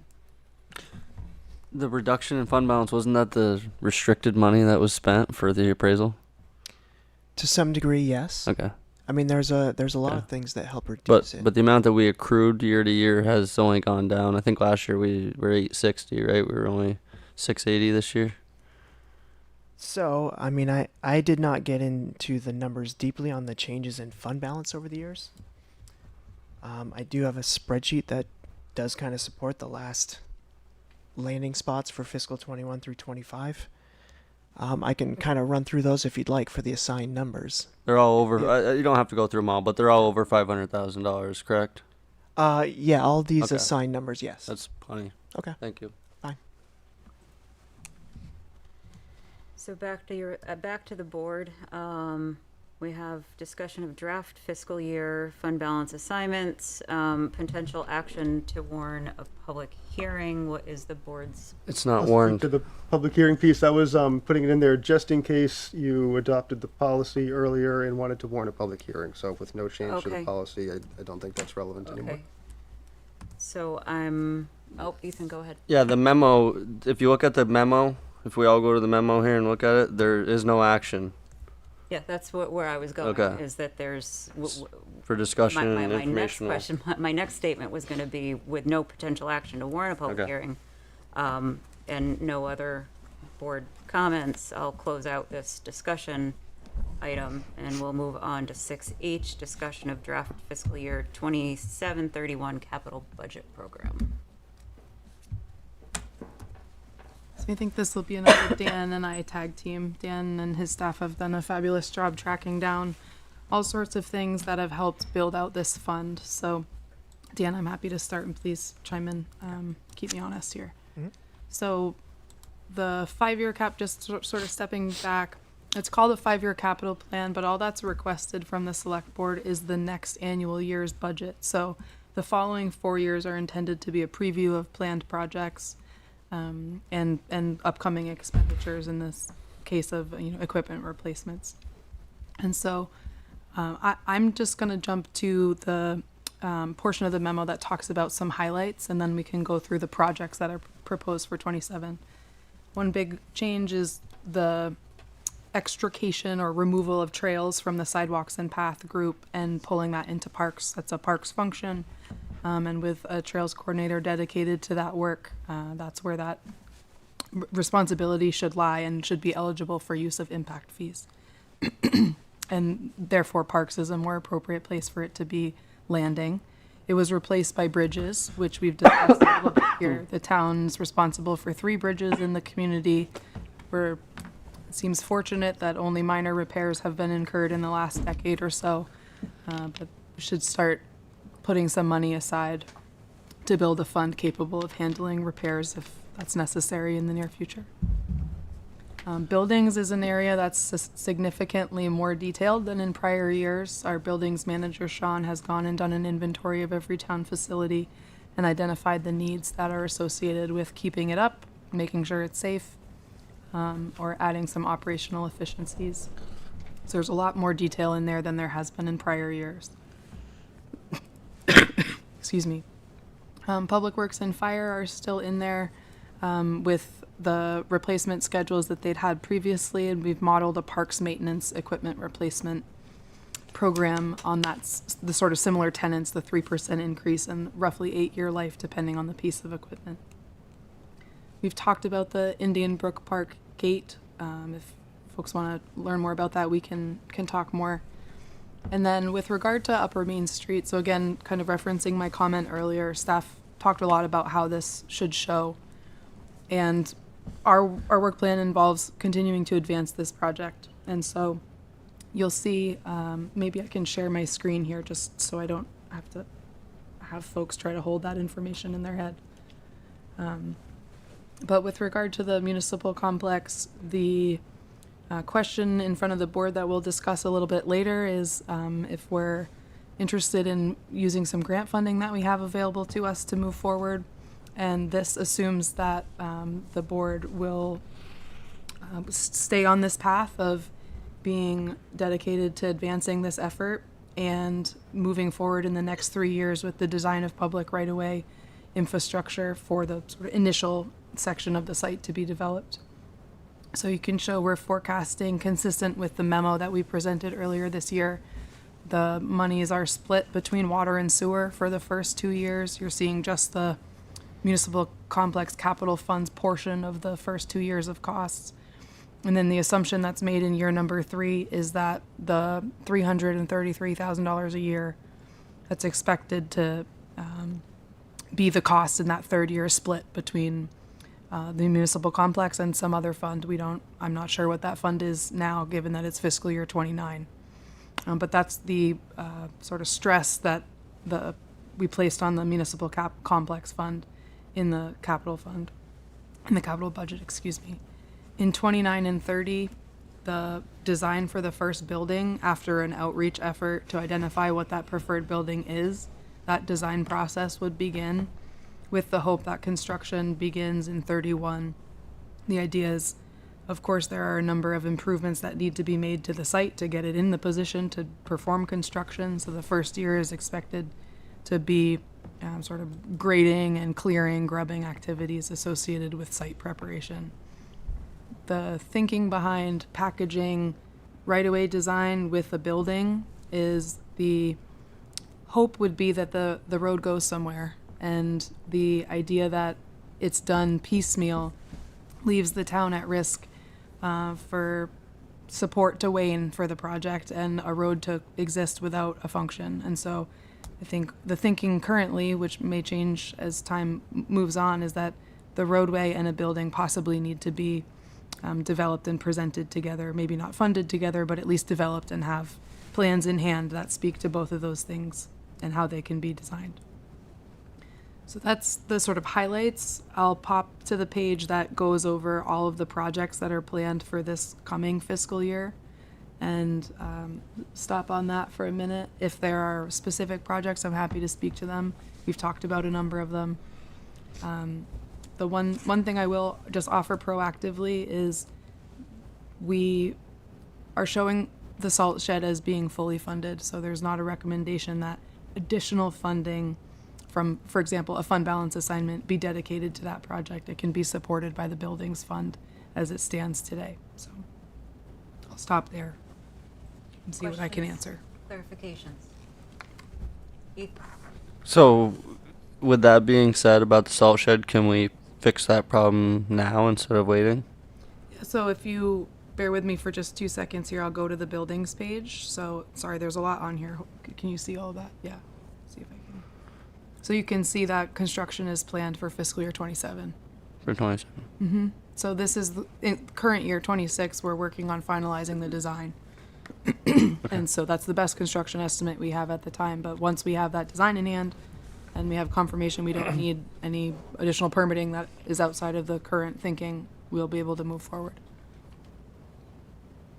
That wouldn't be till, I'm just trying to, this money wouldn't be till July 1.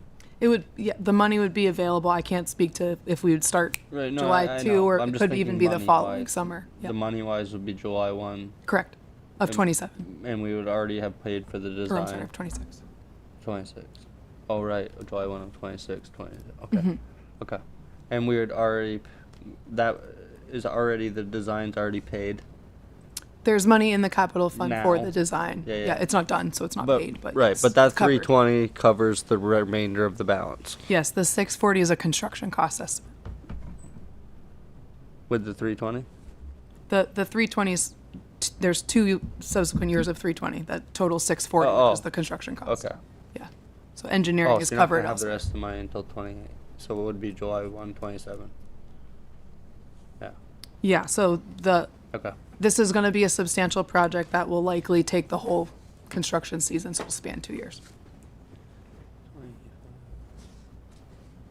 Just while I'm on the subject and I'm looking at a mention of the police department, one of the assumptions about this fund is, I'll go back up here, you can see in other funding there are anticipated either grants or fees or other revenues. To Kendall's point earlier, this is how we're getting to a fully funded capital plan, is because, for example, the police items in here are anticipated to be offset by a 50% cost sharing with the city. So that's an example of how those numbers all fit together. So I don't know that I've mentioned what the planned budget is. So I'll go back up to the summary of how we're getting there. Ultimately, it's similar to the budgets we've been discussing tonight. There's a revenue side and then there's an expenses side. What I have on the screen now is where we believe the revenue to be coming from. So approximately $1.5 million of the revenue that we'll need to accomplish this plan will be coming from the capital tax. And then there's around $1.1 million from other funding sources, so including transfers from the city or, cost sharing by the city.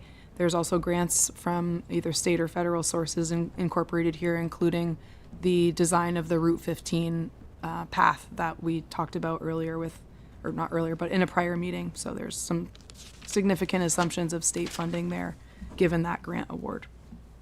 And so continuing on, we're proposing expenses of $3.5 million, and this is that table I was covering earlier, that this is exactly how that is envisioned to be spent. Questions or discussion? Ethan? So if you have the Upper Main Street utility design in there, how come it's not counted for the 500,000 revenue? So the assumption with regard to Upper Main Street is that the town needs to come up with $1 million.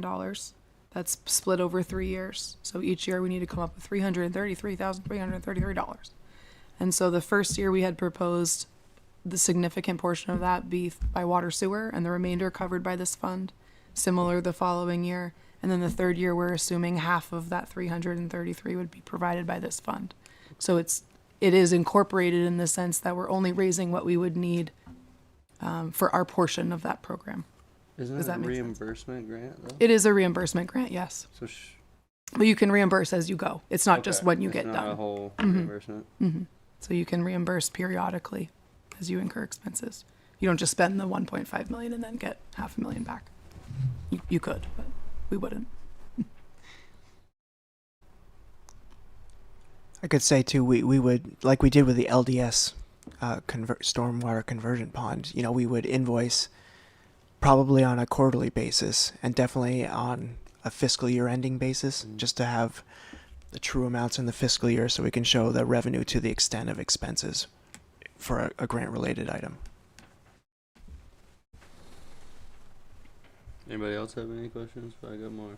I was just gonna say that's $1 million to find out the existing capital. Is there a plan in the works to increase either the capital tax or transfers or something going forward?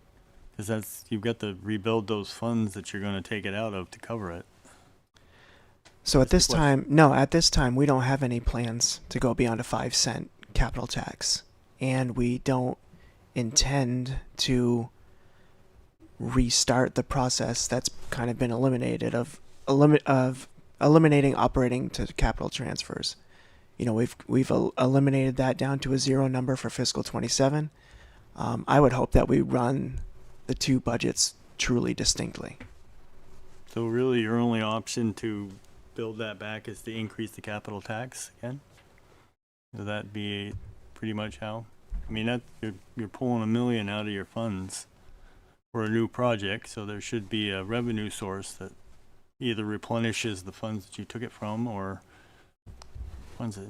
It's just a general question. You don't have to answer it right now. Yeah, Kendall, let me try to take a shot to make sure I'm understanding correctly.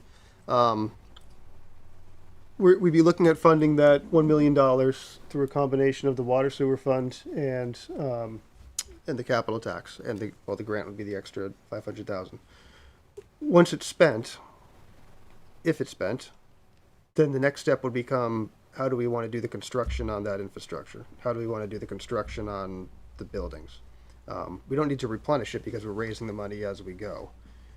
If the project completely stops, then the capital tax that is currently proposed to generate $130,000, $80,000, $167,000 over the next 3 years, we don't have to raise that money for that anymore. It would be available for other capital projects. Now, that might be future buildings on Upper Main Street or other projects. Realistically, that's going to require some bond votes to move ahead with the actual construction on that piece. But it's not really a replenishment so much as the money's gonna be there as we go along. And then when that project's done, that money could go elsewhere. So use the water tower as an example. I think there's $20,000 or $25,000 a year in the water tower. When that water tower is constructed, that $25,000 a year we've been putting towards the water tower could go somewhere else. Okay, so those 400,000 or whatever it is of those water and sewer fund projects will be taken care of in future years through future funding.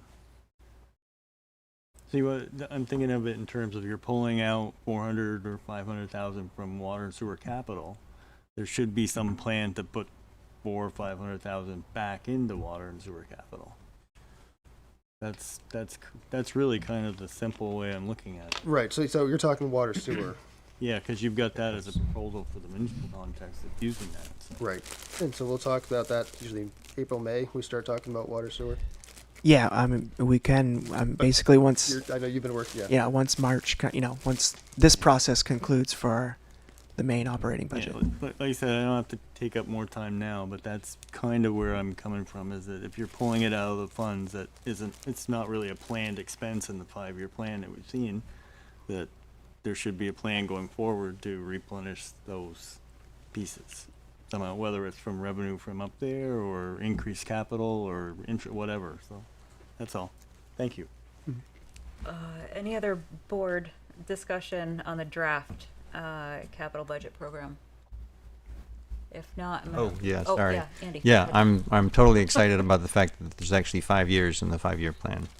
In past years, it's only been the current year or the next following year, and there's been a lot of empty spaces in the other. We had a lot of planners group. I'm totally excited about the fact that we look like we know what we're doing now. We always did know what we were doing, but it just fell out. Stuff wasn't in the plan, and I'm totally thrilled about it. And thank you so much for the work that went into that. Now it's actually documented rather than in people's heads. And and it does tell us answer the question of do we have enough money to pay for it too. It definitely helps with that. So yeah, thank you so much for that. Yeah. Planning is important, and I'll echo kudos to staff and everybody involved for building that out. Yeah, these two, Maddie. That's Karen. Yeah, definitely. That's Definitely Karen's the fault. staff. They are the ones that do the hard work. Yeah, thank you.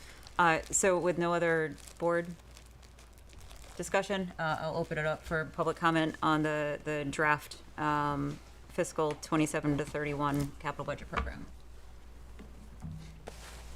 Ken, come on up.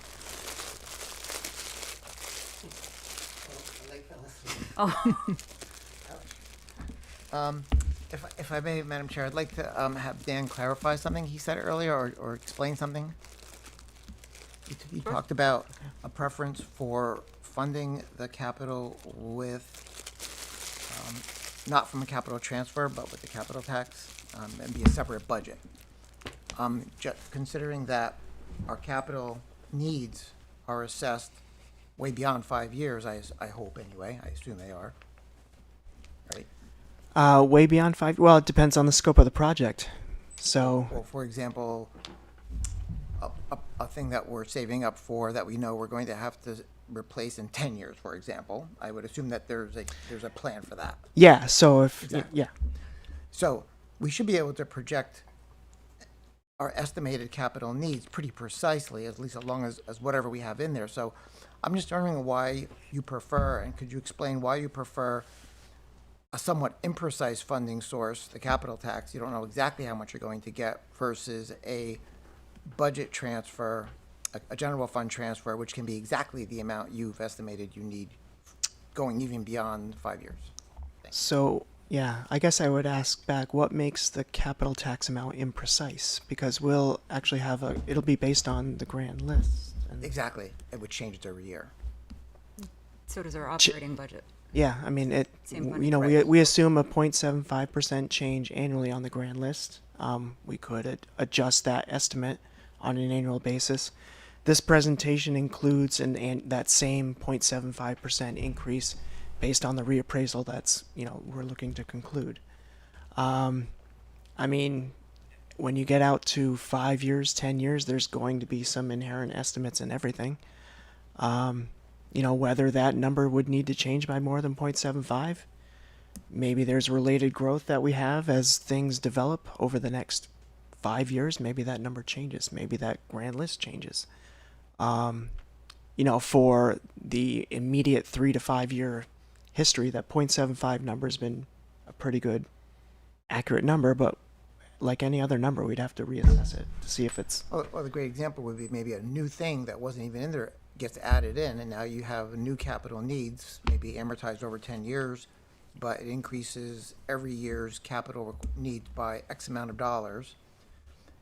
The capital tax is going to be constant based on the changes to the grand list, obviously, and at the fixed percent, whereas every year we do a new budget.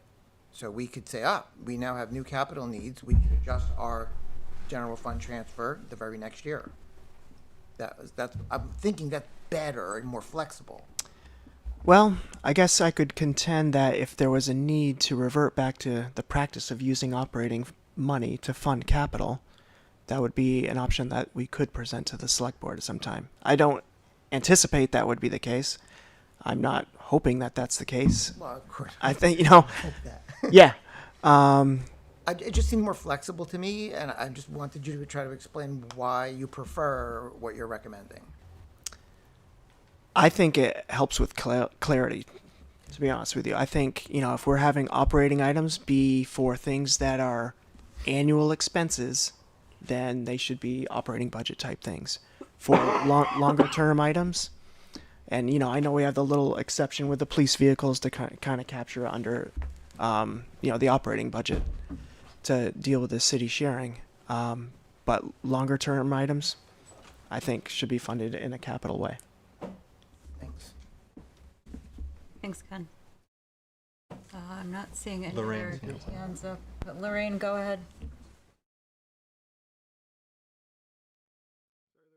Sorry. Gotcha. Am I there? Okay. Sorry about that, you guys. It's getting late, right? I just want to echo Andy's kudos to 5-year. I having been in budgeting world, just thrilled to see that. So thank you, staff, for pushing this out there. It just makes things much more clear, much more transparent. And also just a quick comment about one of the previous people who was, when we were discussing that 15%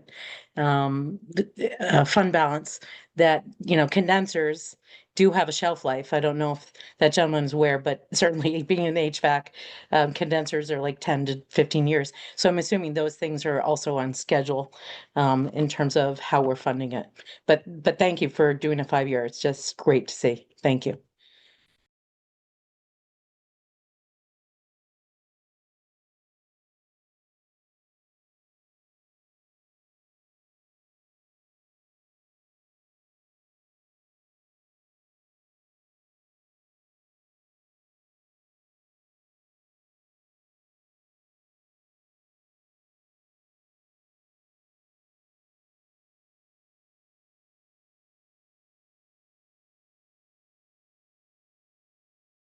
Operating budget, this is business item 6I. So there were a bunch of attachments with answers to questions in the packet. Dan, is there anything of note that you would like to go over to begin with? So I think just to focus on the 1-page item, which I hope you have the handout for, just a few changes that we've kind of placed through the software. So there's an addition of 4 different expenses there, some phone allowance stuff within admin, some advertising expenses, which I believe Shannon had spoken to during budget day on the 5th in economic development, booking an additional expense for phone allowances within parks and facilities, and then an addition upon a little further review within our communications budget line item within Public Works Highway. So total expenses adding $7,739. On the revenue side, so everything, $2,000 would be fund balance usage relating to the reappraisal hearings and the potential board stipends that we would incur in that area. and an addition of $5,739 in property tax revenue total increase. So it's taken our proposed tax increase from 2.59% to 2.63%. Ethan. Can I just ask you a quick question for clarification for something? So, for the 2.63%, that's an increase from the operating budget from last year. Yeah, so in each case on this sheet that you're looking at, it's without the human service. Right, I know that. Yep. Okay, yep. That's gonna be part of my follow up, because, sorry, I'm choking again. The 2.63%. Last year we removed human service funding from operating budget for the first year. Yeah, so they were voted on distinctly on the ballot. Right. Yeah. But the amount was removed from the operating budget also. Right. Right. Yes. So it was said that there was the human service funding, but the human service funding is only going to increase by 2.63%, correct? So in this proposal, the human service funding for fiscal 26 is going to be that 163,660 because it's 1% of that total budget. So in fiscal 27, under this current proposal today, It's going up it would be $172,073. So it's going up to go up 5.14. $9,000. Right, but my question for you is the percentage. So the percentage is going up by 5.14% based on that total budget line item. So the total budget is, That's what you're basing your human service funding off, correct? yeah, the total Okay. the total budget, the human service funding would be $172,073 here. Okay, which is 5.14% more than last year.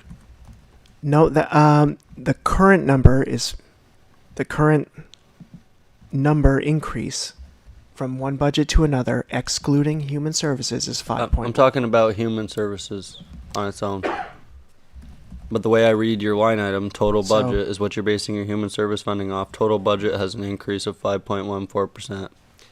Yeah, the total expenses are set to go up 5.14%. But if we included the human service funding in this chart, the fiscal year 26 number of 16.36 million would increase by 163,000.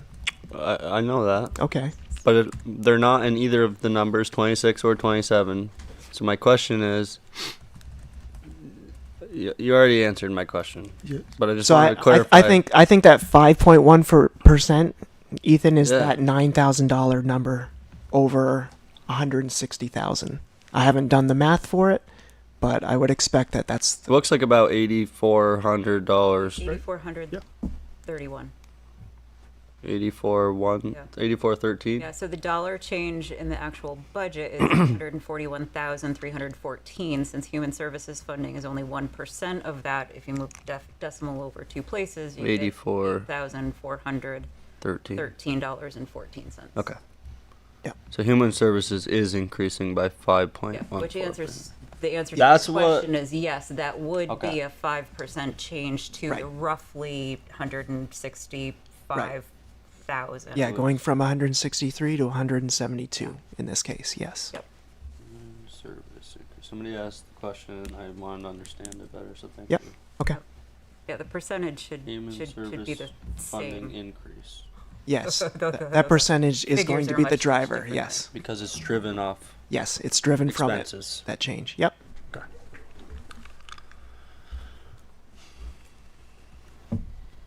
Any other board questions, clarifications?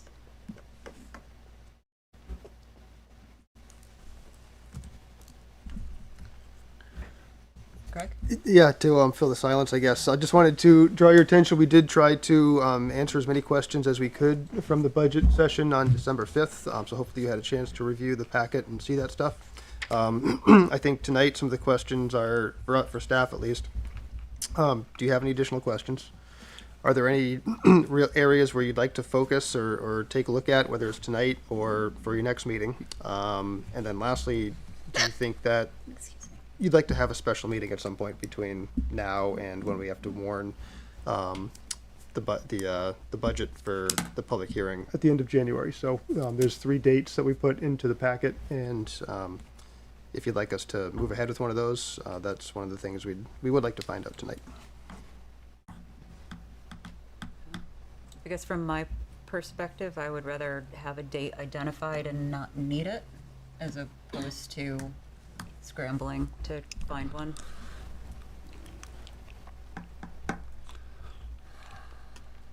And I don't think you need to answer that right now. I just wanted to make sure we don't forget that before we move on. Yeah. But just from my perspective, I think that makes good sense. If there are any other comments or feedback based on what Greg just said, is the board ready to open it up for any public comment? Okay, public comment on the fiscal year 27 operating budget.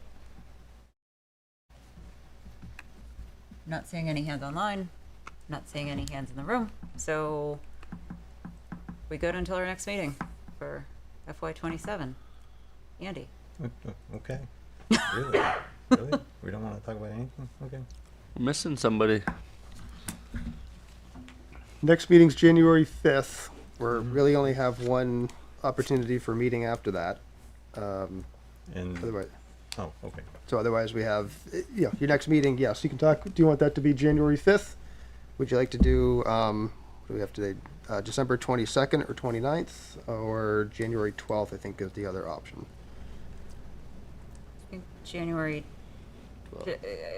I'm sure we can do a doodle poll. I think January 12th ahead of the holiday week, and then in advance of our regular Monday, January 26th meeting may be a decent option from my perspective. I don't know when winter break is, but I'm doing the skiing rack week thing. Actually, that'd be, no, well, only Wednesdays. And then the week ones ends at 3. Should be good. That's my obligation I got besides calves. Okay. All right, so TBD on date. We removed item, well, we didn't remove, we moved item 6J from business to reading file. So at this point, that brings us to 6K, continued discussion and potential action on 8090 Upper Main Street grant match. I'm happy to start on this one. Okay, so this brings us back to the topic of Upper Main Street and the concept of a new municipal complex. So we've talked about 2 things, at least most recently, with regard to this project. One is around the grant eligibility that we have. Again, that would provide us $500,000 in funding, with the town's responsibility to fund the remaining $1 million in costs. And then the other conversation that has been happening is about public input into the project. So this item will speak on grant match funding, and then the next item we can speak to public input. And so just briefly to recap the information that's been provided in the packet, the grant agreement is dated March 1st of 2025. We have 1 year from that date to request a notice to proceed from our funder, which is basically an indication from them we're ready to start incurring expenses. So you can request an extension to that deadline. You can request an extension one time, and if you receive that extension, it will be for 1 year. There's really not any more customization to the process that's allowed. And so what staff has been considering is whether it makes sense to request that notice to proceed, to allow for some additional conversation to unfold. The ultimate staff recommendation is to direct us to request that from our funder. And there's also a note in here about continuing conversation about a ballot item. But just to go over the options that appear to be available, one is to move forward with the grant as written, develop a funding plan or revisit the funding plan that had been previously proposed for the $1 million match and submit a notice to proceed today or as soon as that can be prepared. Could also request that extension that I mentioned. Not mutually exclusive, but could also continue discussion about a ballot item, and then additional input, outreach, education, etc. can continue to occur in any or all of these scenarios. And so staff is recommending that you do continue discussions about a ballot item. As I mentioned, we'll talk about that in the next memo, and also to request that notice to proceed. That sort of keeps all the options open regardless of the answer that any ballot question might receive. It sort of retains access to that money should it be that the town wants to access it after additional outreach efforts or other initiatives are conducted to understand the will of the voters. Board discussion. Kendall. I like staff's recommendation. I'm seeing nodding. Is there any other discussion? If not, I will open it up to public comment on this item. I don't see any hands online. I don't see any hands in the room, so bring it back to the board. Andy. I make the motion that the select board direct the town manager to request an extension for the Upper Main Street project from the town's potential grantor, and to continue discussions on the topic of a ballot item to gain additional advisory input from town voters on the upper 80 and 90 on the 80 and 90 Upper Main Street new municipal complex project. Thank you, Andy. Is there a second?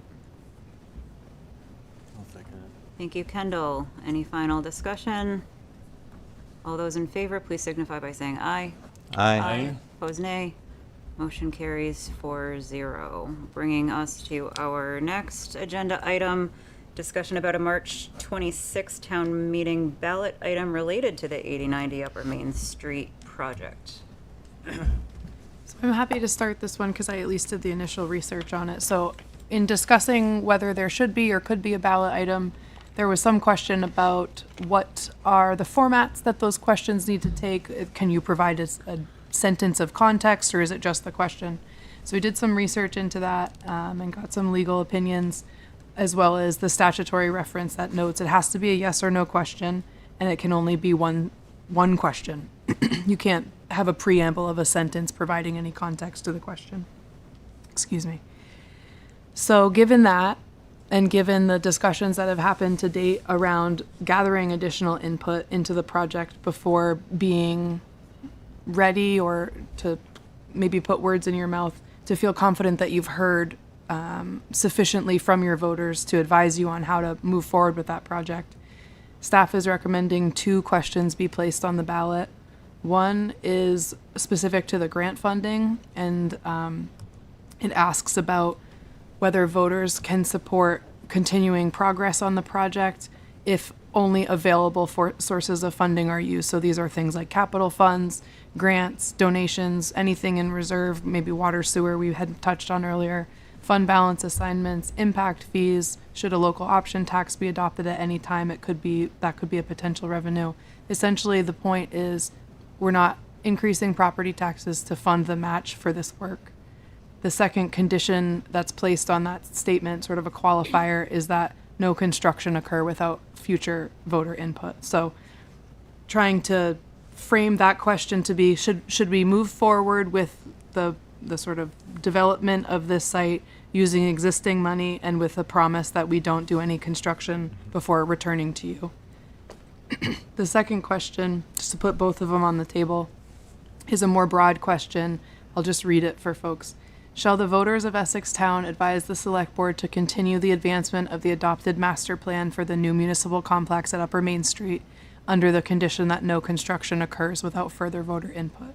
So this is more of, maybe I would call, a temperature check on your voters in terms of a referendum on the project in general about if there's the qualifier of no construction without returning to voters, can they support continued advancement of the project overall? So those are the suggestions that staff has in order to get the input that we've heard you would like to receive.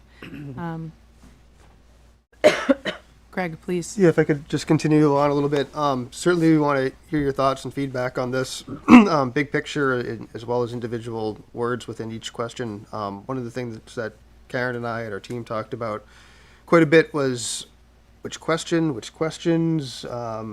looking at kind of the next step is, do you want to move ahead with the infrastructure design? And then there's a question about where should we move ahead at all. So we're trying to give the options of both of those. Certainly if there's two questions on the ballot and they're conflicting, it becomes a little bit tricky. That's one of the hangups, but we wanted to give you the options and also try to see the options between the broader temperature check and the more specific this next step in the project. So happy to hear feedback on that, hear your thoughts, but just wanted to give you a little background as to what we were thinking as we drafted this. Ethan. My only concern with both of them is that there's no monetary amount in there. So question 2 could be perceived that as long as we're not building a building, we can spend whatever money we want on it in the planning stage, and I don't like that at all.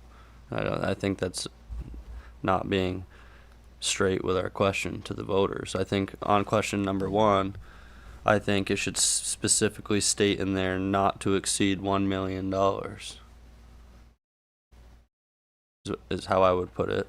I would say the infrastructure design to complete the public infrastructure design at 89 Upper Main Street not to exceed $1 million. And then on the bottom, I would put, I don't know how I would change the second question, but I do not like that question because it's like a him-ha question of as long as we don't build a building, we can spend $6 million planning to build a building. I don't like that. I don't think the voters are going to like that. I don't think they're going to understand what we're asking. And then we're going to come back to the board and say, well, they said yes on a question that's like, oh, what does that question even mean? Just my opinion.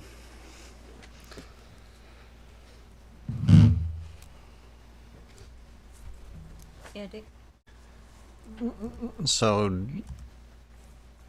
is the question whether we want to include one or the other or both questions, or those are the 3 options, right? Question 1, question 2, or both questions are kind of options that are proposed. One thing we mentioned the master plan. Does that necessarily suggest that it's the entire master plan, or because I guess you could build a library with a gymnasium on top of it and use it for a community center until the library gets big enough to move into that space and you build a community center. So you don't have to build it all at once. We keep being told we're gonna spend $100 million. Well, we could spend something less than that first and then go back and ask for more. So that's why I'm wondering, if it says master plan, does that suggest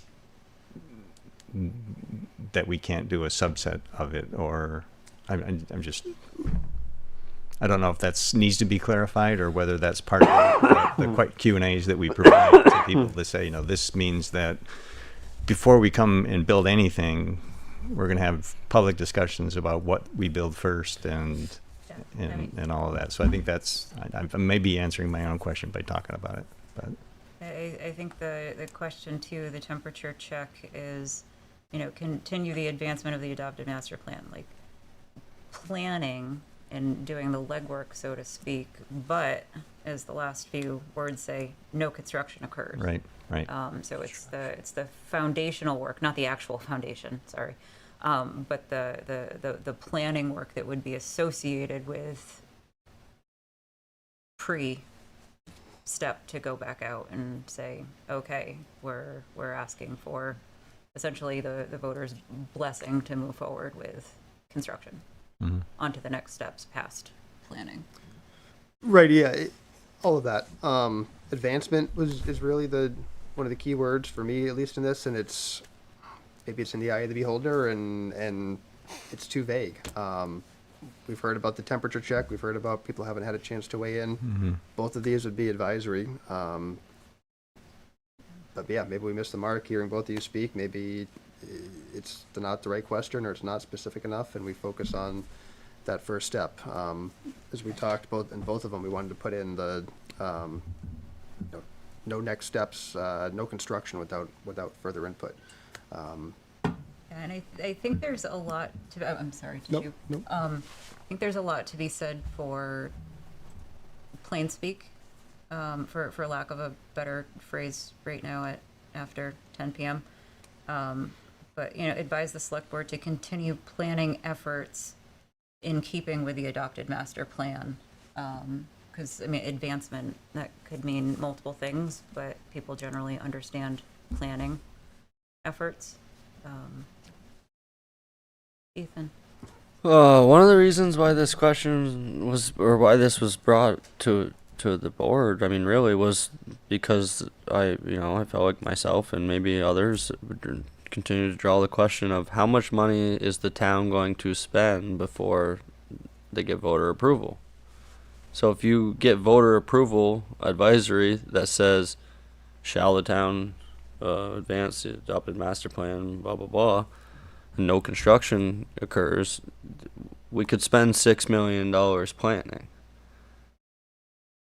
So I don't see how you're asking for permission to continue to spend money with a vague question like that says no construction. Well, obviously no construction is going to happen. We don't have any funding for it, but we do have ways to pull money from fund balance and other sources, interest revenues. Let's just say a local options tax does happen. There's now permission, maybe some it would be voluntary, but there could be involuntary permission from many that think that the town could, plan on the master plan, but in the select board and staff's idea of planning is to hire a planning outfit for $2 million, or whatever, for the next step. So I don't see how that question is actually asking them what you're looking for. If you're looking for them to move on and go to the next step, which is the grant, ask specifically for the grant, include the $1 million not to exceed. If you get a yes, go for the grant, spend the money. If you're looking at the next step, and there's a next step in mind that staff already has, I don't know if you do, I'm asking, or just saying, and you know that you're going to need $1.5 million to make that step, be honest about it and put it in there and ask for the money. Right? But don't ask a question and then, I'm not going to speak for future select boards, but when it comes back to the select board, then it's just, well, we got permission on a very vague question. So for question 1, Um, yes, that is a known cost, to your point. Yeah, Like I we mean- have the grant, and that's the purpose of question 1. I'm gonna try not to be too blunt on question 2, but throughout this process, we've had, in the beginning, there was a lot of, oh, this would be great, this would be great, this would be awesome.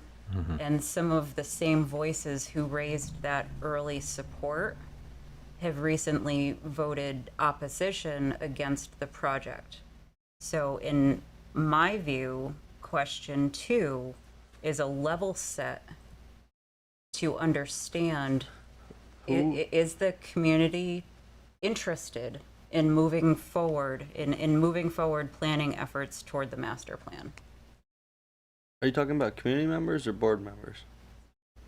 I am not going to answer that question. Because I've been there have been voting no from the very beginning. I'm not going to answer that can pull question those, because but- there have been discussions about this in executive, and I will not divulge information that was discussed in executive session.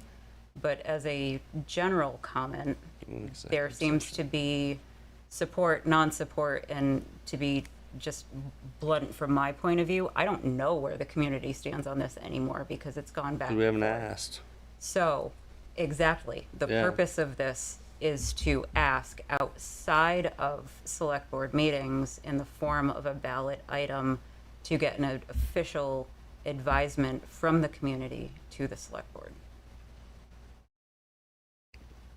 in an open-ended question that gives you the ability to spend money is the way to do that? If you're level setting and asking for input on whether people are interested in it, yeah, that's one way to do it. Andy? I think the select board already has the authority to spend all of the revenue sources that are listed here, and we don't need the approval to decide to spend money that way. But yes, to answer the question of what's the will of the people, I fully support, and I'm starting to lean toward just the second question now. Was that your suggestion there, or did I? Oh, I was just explaining that question 2 is more of a level set of, is the community even interested in Yeah. moving toward the master plan concept Yeah, at yeah. all? I'm on the fence, I guess, between 1, 2, or both. But I think again, we already have the authority the voters voted on the capital tax, and it's fully in our authority to spend capital the way we choose to. The voters' option to disagree with that is to vote us out of office, run for office themselves. I mean, that's if we do things bad, then that's right, or they can try to recall us. But we have the authority to spend all of those revenue sources without asking permission. But having said that, I think I'm leery of putting a specific amount in there, because if it's $1.5 million and five, we'll come with the money. We'll come up with it somewhere, but we would have the money, but you can't, because you've got a dollar specific vote. But it's only advisory. Now I'm talking myself out of it again. So since it's only advisory, we could go over that $1 million if we have to. And right? ballot items need to be finalized end of January, correct? Is it Yeah, all January the, 26th, Same time as the 28th? I think budget. it's the 25th or 26th is when we have your meeting to do the town meeting warning. Okay, so we do have, this Yeah. is initial discussion. I mean, I agree with you. I personally think that we should ask both questions, and I don't see the harm in saying, we know that our initial grant application was $1.5 million. I would just suggest throw on a not to exceed, like 2 million, just to give us some wiggle room, Put some buffer in there. Yeah. just in case over that 6 Keep months spending. that, inflationary costs go up. Not that I think that that's going to happen within 6 months, but it would alleviate that concern. Mm-hmm. But again, we do still have the authority to spend from those funding sources, and it's a non-binding vote. So Still whether need it goes three. over isn't a huge concern. If it goes over by 200,000 or what have you, I'm just pulling a number out of thin air at this point. Any other, Kendall? I like the suggestion of both questions. I agree that I don't think the money is important right now, that it's just, do we proceed ahead with the project? If you ask both questions, then you've got kind of a starting point. If you generally approve it, then you have, this is what we're gonna do first thing. Any other, Ethan? So if people voted no, you would honor that? Well, if they vote no, then we'll know that they're not in favor, and that'll be it. Perfect. That's all I need to hear. Okay. All I need is 3 votes. So at this point, We don't know what the town is thinking right now. I've heard negative, I've heard positive, so. And you're not gonna avoid the cost, you've got old buildings, so. all right, so we've each had our say, so I'm going to open it up to public comment on this item, on the ballot item. Irene? Hi everyone, thank you. Irene Renner, 15 Brush Lane. I heard the word master plan, and I don't know if that means anything to anybody out there in general. So I wondered if you can put a more specific question, such as, do you support building a new town hall at 80 to 90 Upper Main Street, even as the 81 Main Street renovation is sufficient for current daily use and is still being paid off? You know, capture what specifically you're looking at for. Do you support building a new library at 8090 Main Street? Do you support building a new firehouse at 8090 Main Street? Because I think people feel differently about different buildings, but when you ask for a master plan, I think it's really easy for people to say, no way, the cost is going to be prohibitive to build out that whole thing all at once, or even eventually. But I think if we can sort of cherry pick and see where the temperature is for people for certain specific buildings, it might be helpful, but maybe that's not legal. Thanks. Thanks, Irene. Sure. I'd like to point out that not all of the funding sources are under the select board's purview. One of them doesn't exist yet, the local option tax. If that was to remain in the question, I think the words that Karen added when she read it, which aren't here, need to be added. Should one be approved? Because it doesn't exist at the moment. It might be on the same ballot, but it doesn't exist at that moment. So either strike local option tax on the number one of question number one, or add the words that Karen said when she read it. Should one be approved? Finally, voters are not going to have enough information here to give you informed advice. They don't know what kind of dollars are associated with this. Yeah, it's way too vague to even, the advice will be unclear. People won't know what they're voting on. So I think that you have to give some sense of physicalities, as Irene was suggesting. That was a good idea. I didn't think of that before. It's a good idea. Or some kind of dollars.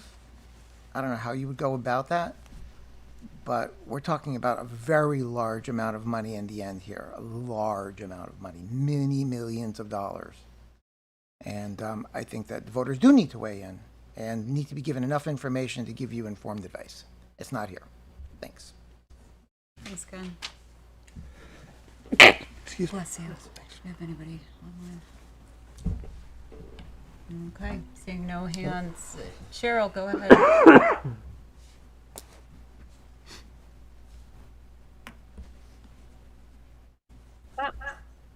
Am I unmuted? You are. Okay, sorry that my windows are popping around. I just wanted to, this is Cheryl Van Epps, Essex Town. I just wanted to concur or agree with both Ken and Irene and to voice that. Thank you.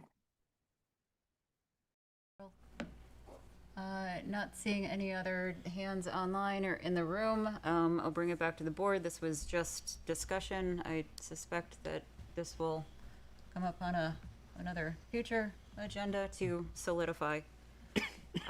So with that, we will move along to item 6M. 6M was included in the packet, just the usual town manager performance evaluation process, outlining what had been done in prior years. I'm just pulling that item. Greg, if there's anything that you want to chime in on, feel free. Nothing big. This is part of my contract, is to get an annual evaluation. It runs from March until end of February. We've tried to get it done by the end of March so that the sitting board at the time is the one that's doing the evaluation. Proposing pretty much the same evaluation standards we've used for the past few years. A few minor edits just for dates. The other one that looks like a lot of markup is the just matching the definitions of the different performance ratings so that they align with the same definitions that we use for all other stuff.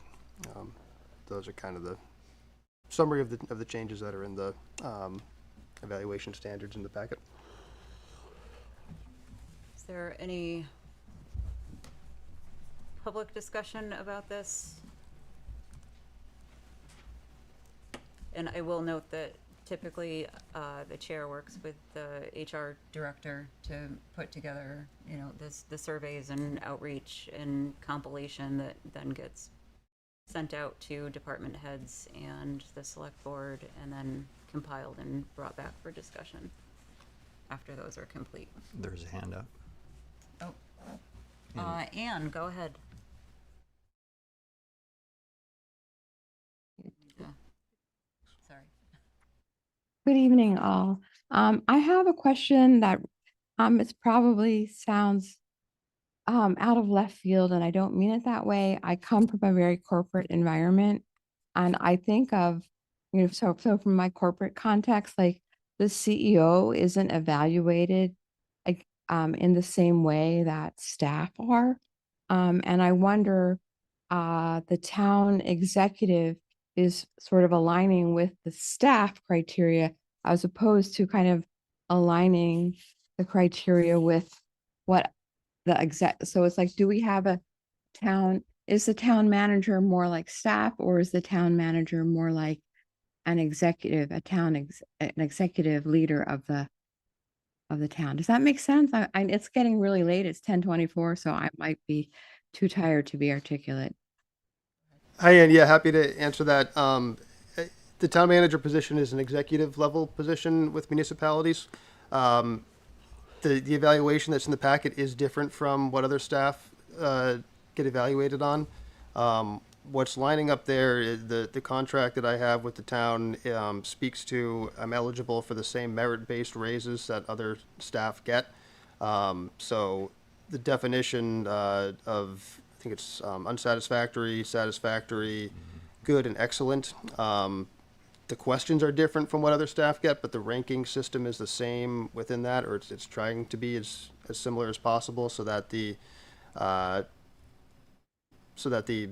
merit-based raise can be as on the same level as what the other staff get, although the standards to get to that level are different, if that makes sense. Okay, so I guess I understand like the questions that are used to evaluate the role of the town executive are there are different criteria, but what constitute excellent, good, or satisfactory, that rubric is the same. That's what right. So, all right. That was just my question. It's really more out of my lack of knowledge of how these things work. So thank you for clarifying. You're welcome. Thanks, Anne. Back to the select board. Andy? I make the motion that the select board approve the evaluation standards for the town manager and direct staff to begin the evaluation process for the manager. Thank you. Andy, is there a second? Thank you, Kendall. Final discussion. All those in favor, please signify by saying aye. Aye. Aye. Opposed, nay. Motion carries 4-0. Which brings us to other executive session only items. So we'll skip ahead and go to the reading file. Ethan? Oh, I thought you had your hand up. I was waving. Okay. Andy? I just want to point out the Indian Brook Flow Restoration Plan and the Sunderland Brook Flow Restoration Plan, both of which are dated July of 2015. And I want to celebrate the fact that they've been finished. The Sunderland Brook one was finished quite a long time ago, but the Indian Brook one was finished just this year.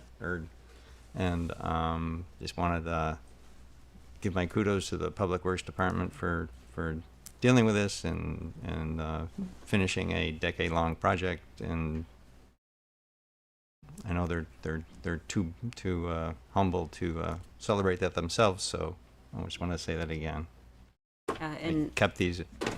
Yep, tacking onto that, the LDS Church Stormwater Project update and the reading file, another example of something that's taken a long time, but you know, getting that done. Yeah, that was the final piece of the and, Indian Brook one. Yeah. Yep.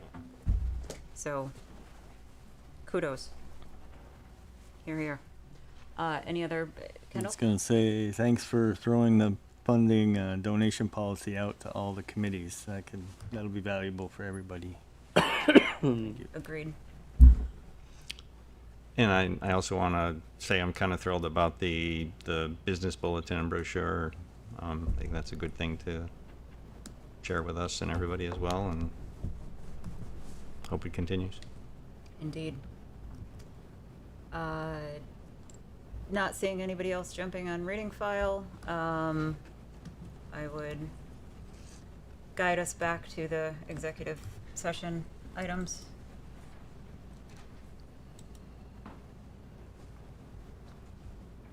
Andy. Yeah, I move that the select board enter into executive session to discuss the appointment or employment or evaluation of a public officer or employee in accordance with 1 VSA section 313A3 to include the town manager and the deputy manager. Thank you. Andy, is there a second?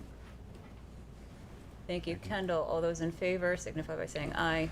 Aye. Aye. Opposed, nay. Motion carries 4-0. I have it here. if you I want me to- covered the appointment one, right, too? Yeah.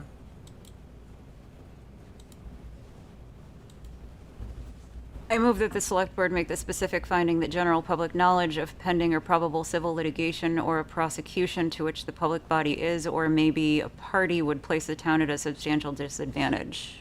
Second. Thank you, Andy. All those in favor, please signify by saying aye. Aye. Aye. Opposed, nay. Motion carries 4-0. I move that the select board enter into executive session to discuss pending or probable civil litigation or a prosecution to which the public body is or may be a party pursuant to 1 VSA Section 313A1E to include the town manager and deputy town manager. Second. Thank you, Andy. Is there, sorry, all those in favor, please signify by saying aye. Aye. Aye. Opposed, nay. Motion carries 4-0. I will point out that we will be coming back to take action on committee appointment. All right. So we will be coming back. Yes? Okay, we're back, we're recording. Andy, I make the motion that the select board appoint Carrie McFarlane to serve on the Conservation and Trails Committee. thank you. Andy, is there a second? Second. Thank you. Ethan, any discussion? All those in favor, please signify by saying aye. Aye. Aye. All those opposed, nay. Motion carries 4-0. Motion to adjourn. Thank you, Andy. Second. Thank you, Ethan. Motions to adjourn are non-debatable. All those in favor, please signify by saying aye. Aye. Aye. Opposed, nay. Motion carries 4-0. Thanks, folks.